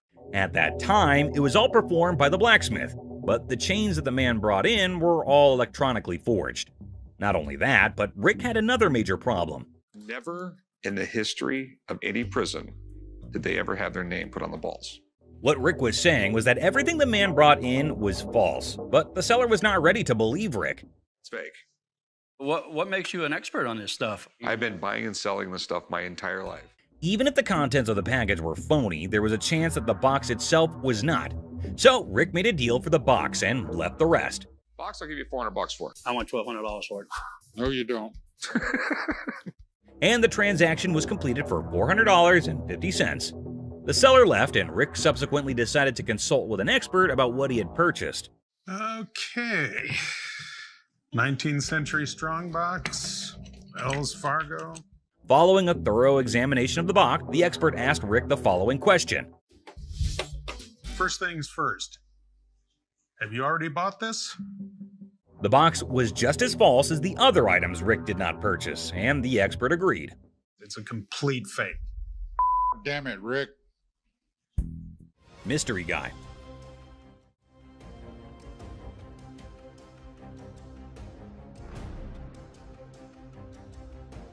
Right there. Here they come again. Hang on to your hats, folks, because we're diving into one wild tale. Picture this, a mysterious dude looking like a secret agent casually strolls into a pawn shop, acting like he owns the place. The shopkeeper, eyes wide open, can't help but stare at this walking enigma. I mean, who wouldn't? He's like a riddle on two legs. Now brace yourselves for the craziness escalates. Our mystery guy isn't flying solo. He's got not one, but two ladies in tow, a trio causing a ruckus. They swagger up to the counter, and out of nowhere, the guy dramatically declares that the ticket he's waving is faker than a rubber chicken. Everyone in the shop, imaginary files included, gasps in surprise. Her on the ring, or get the ring back. She's got a receipt. Let me explain to you. This is a counterfeit ticket. Hold on to your giggles. The shopkeeper, smelling something fishy, turns into a detective. With a sneaky grin, he tells the trio to chill and confidently says, "I'll prove it's a fake." The suspense builds as he brings out the real ticket, examining both like he's some ticket art connoisseur. This is the amount of numbers that are here. Okay. Number 2 is state law mandates. Hold on to your funny bone. The shopkeeper spots the differences quicker than yelling "fake alert" with a big old grin. He declares, "Nice try, folks, but your ticket is faker than Monopoly money." Cue the imaginary mic drop in the background. But whoa, Nelly, the trio isn't throwing in the towel just yet. They get into an energetic discussion, pointing fingers, thrashing arms, and hollering as though they're contending in a yelling challenge. It resembles something out of a sitcom, and you can't resist the urge to chuckle at the idiocy. In the grand finale, our mysterious guy and his partners in crime admit defeat. Looking a tad embarrassed and probably feeling a smidge silly, they storm out of the pawn shop. The shopkeeper, now a hero in counterfeit ticket detection, is left with a bunch of baffled onlookers. And there you have it, a hilarious adventure that's weirder than fiction and funnier than a clown on a unicycle. Comedy gold, my friends, comedy gold. Gun cabinet. Well, it's a desk, but it's not really a desk. It's actually a gun. So what this woman brought into the pawn store was not anything that was common. It appeared to be nothing more than a plain desk, yet it was far more than that. It's a gun desk. Yes, when you push down on the inkwell, a bullet fires out through the trapdoor. When you press down on the inkwell, a bullet fires out through the trap door, and this desk transforms into a pistol when the time comes. If I sell it, that's fine. If I don't, I'm okay with that too. Thus, the merchant visited the business not exclusively to sell the weapon work area, yet additionally to figure out more about it. She needed to realize who possessed it, the way things were utilized, how old it was, and other such data. I was trying to figure out how to open it and had a really good look inside it and said, While hunting for a nice little desk, she came across this one. But when she got it home and attempted to open it up, that's where she discovered it wasn't what she thought it was. I've seen desks with hidden gun compartments, but I've never seen a desk as a gun. Rick thought it was something out of a James Bond movie, and he was so engrossed in it that he forgot he was actually pushing his face against a gun. Do you mind if I have a buddy look at this thing? Because I am just completely lost here. Not at all. Rick believed it was best to have an expert look at it after taking a closer look, so he called one. Gun. This is the gun. What? The master had never seen anything like it, and had no clue about what it was utilized for. Yet, in lieu of what he saw, the master reasoned that it was made somewhere in the range of 1890 and 1910, which was an issue. Even though he couldn't guarantee it, the Pawn Stars may buy it in a gray area. Bring it to a gunsmith and have him professionally deactivate the mechanism. Then it can be legal to buy and sell. The only way to buy and sell it legally is to take it to a gunsmith and have him deactivate the mechanism. Only then can it be simply and legally acquired and sold. I wish I could help you out more. It's just one of those things. Thanks for bringing it in. Oh, you're welcome. Orange Bowl ring. I decided to come to the pawn shop today to sell my Penn State Orange Bowl ring from 1973. This individual then brought in an Orange Bowl ring from Penn State in 1973. He was in the shop trying to sell it since he needed the money for upgrading his house, and he reasoned that it must be valued at least $1,500.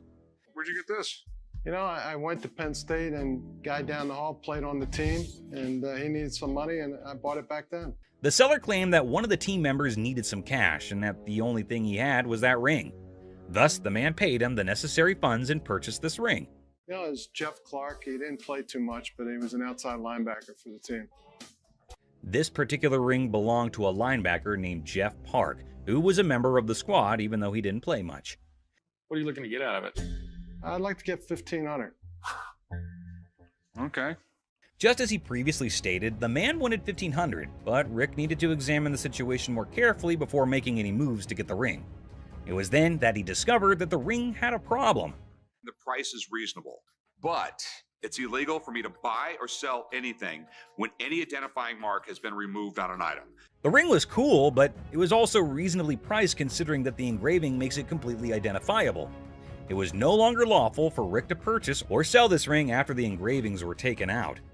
I'd be more than happy to buy it off you for $1,500. Problem is, it's like buying a car without a VIN number.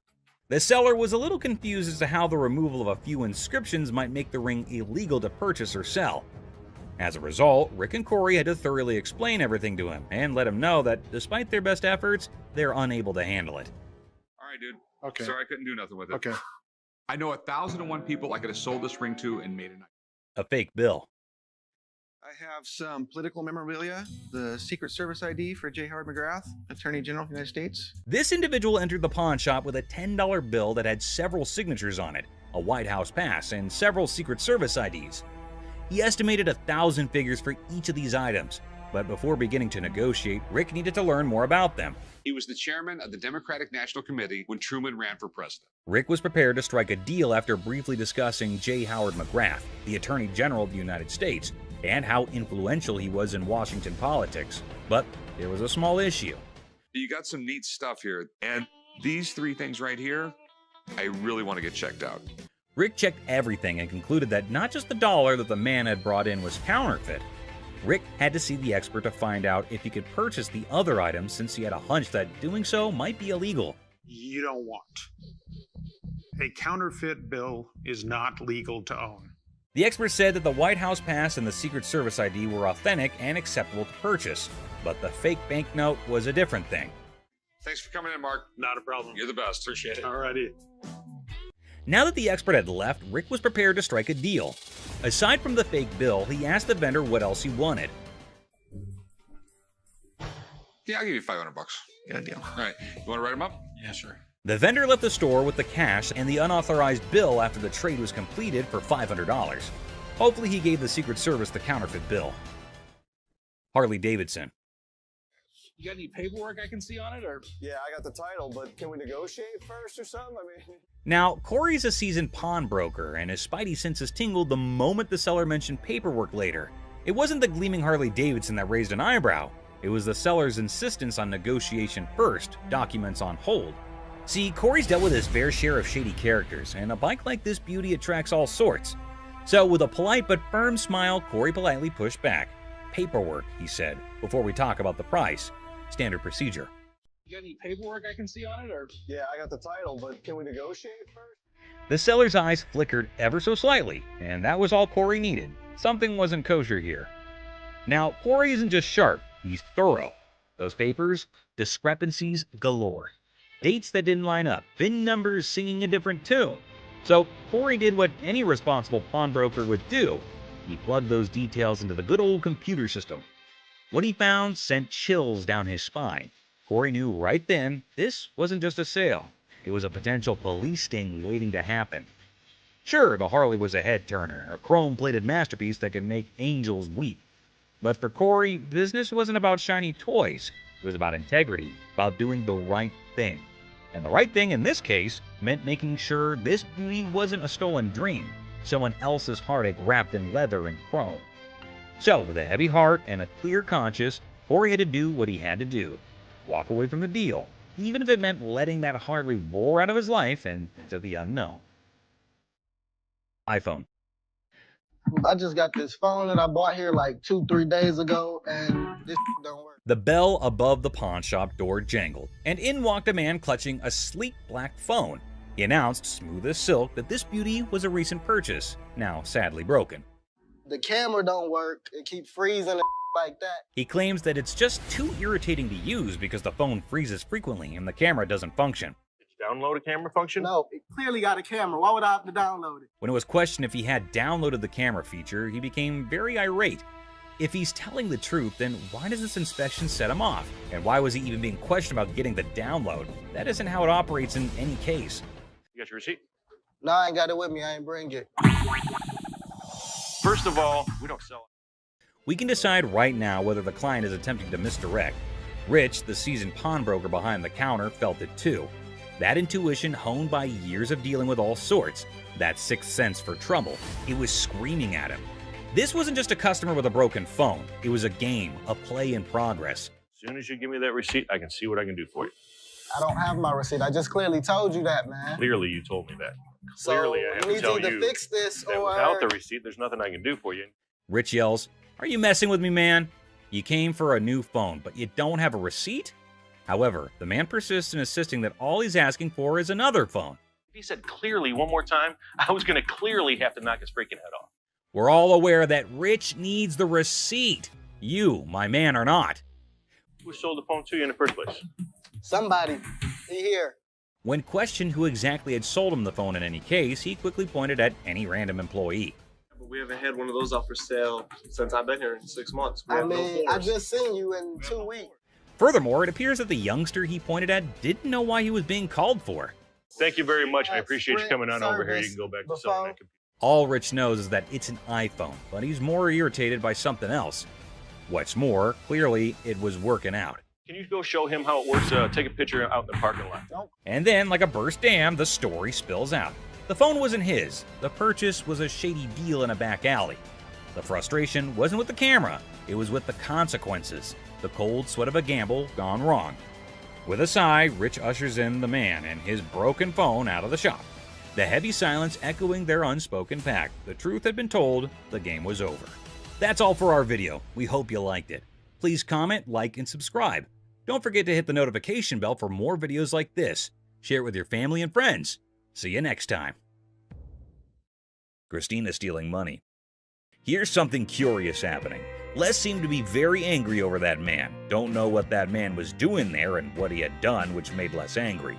Let's see what will happen. Aunt stole the leftover money.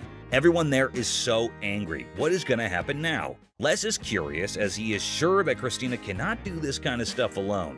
There must be some other people supporting her in his play. Les is taking it to extremes and asking again and again if there's another one with her. Have you been working with any other employee? No. All alone without any knowledge of anybody else stealing from us, correct? Oh God, he asked her to send her to jail if she did not speak the truth. Oh my God, things are getting worse. She's not telling anything. Mother-daughter fighting. So there's a woman coming with her daughter. She showed some pieces of bottle in her collection of stamps. According to her, it is worthy, but actually it is not. Les asked her that it is not that worthy. Oops, the mother got angry at Les. Because for her, they are worth everything. What will happen now? So what you got? I got some really expensive stuff. Show me. Oh my God, the daughter charged a fire against her mother. You better down. No, you. Girl, what the hell wrong with you? She triggered her and insulted her for her useless collections and oh my God, look, they're about to have a deadly fight. Oh God, the mother scratched her daughter. Les is stunned. They don't want you off my. What the is wrong with you? The mother and daughter are having extreme fighting conditions. Everyone around is watching them. Les is stunned and did not have any idea that this would happen or it might be very casual to them. Get the up now. Okay, the guard has been called. The mother is still beating her daughter well and doesn't want to argue anymore. Both are screaming at each other. The security guard is letting them out. Oh my God, how embarrassing and strange it is to see mother-daughter fighting like that. The security guard gets them out and everyone is laughing at them. Astonished Les. I had to intervene. Man threatening Les. So a man entered the pawn shop and headed straight towards Les. Seems like it would be a happy deal with that cool customer. Okay, the man had an anniversary today, and so both are sharing some joys together. Seth and Les's fight. Les and Ashley seemed to be discussing some serious stuff.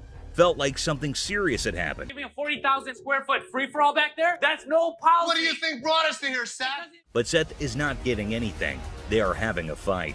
Owner of the shop better than him. Les is stunned. Everyone around is listening and is terrified of what will happen now. It's outdated. I can run this place better. I know exactly what needs to be done. I want the opportunity to run this place. Les is going to take everything very seriously. God knows where that anger will lead both of them to. Les is tailoring Seth that he cannot do anything, and without Les, the pawn shop would close. No one can run the shop better than Les. But things are not getting cool. Seth yelled after Les and got out of the cabin. Ashley listened to all this is making fun. God, it is not that serious. Well, Les in his anger was constantly getting furious over that debate. Man got beaten by Les. Well, people, there came a black young boy towards Ashley's counter. Ashley asked him, "Greetings. So, is he here to sell something?" So you want to just pawn it, right? Because you want to be able to get it back? Yeah. How much are you looking for? Is this enough to pay rent? Hope so. It will be a good deal for that man, until or unless something happens. He is here to sell the ring of his grandmother who just passed away. Well, a really sad news, but it won't affect the deal because business is always a business. He wants to sell this ring to have some money in order to make some funeral arrangements. Well, whatever the cause is, Ashley checked it out, and to surprise, it wasn't real. Do you have anything else?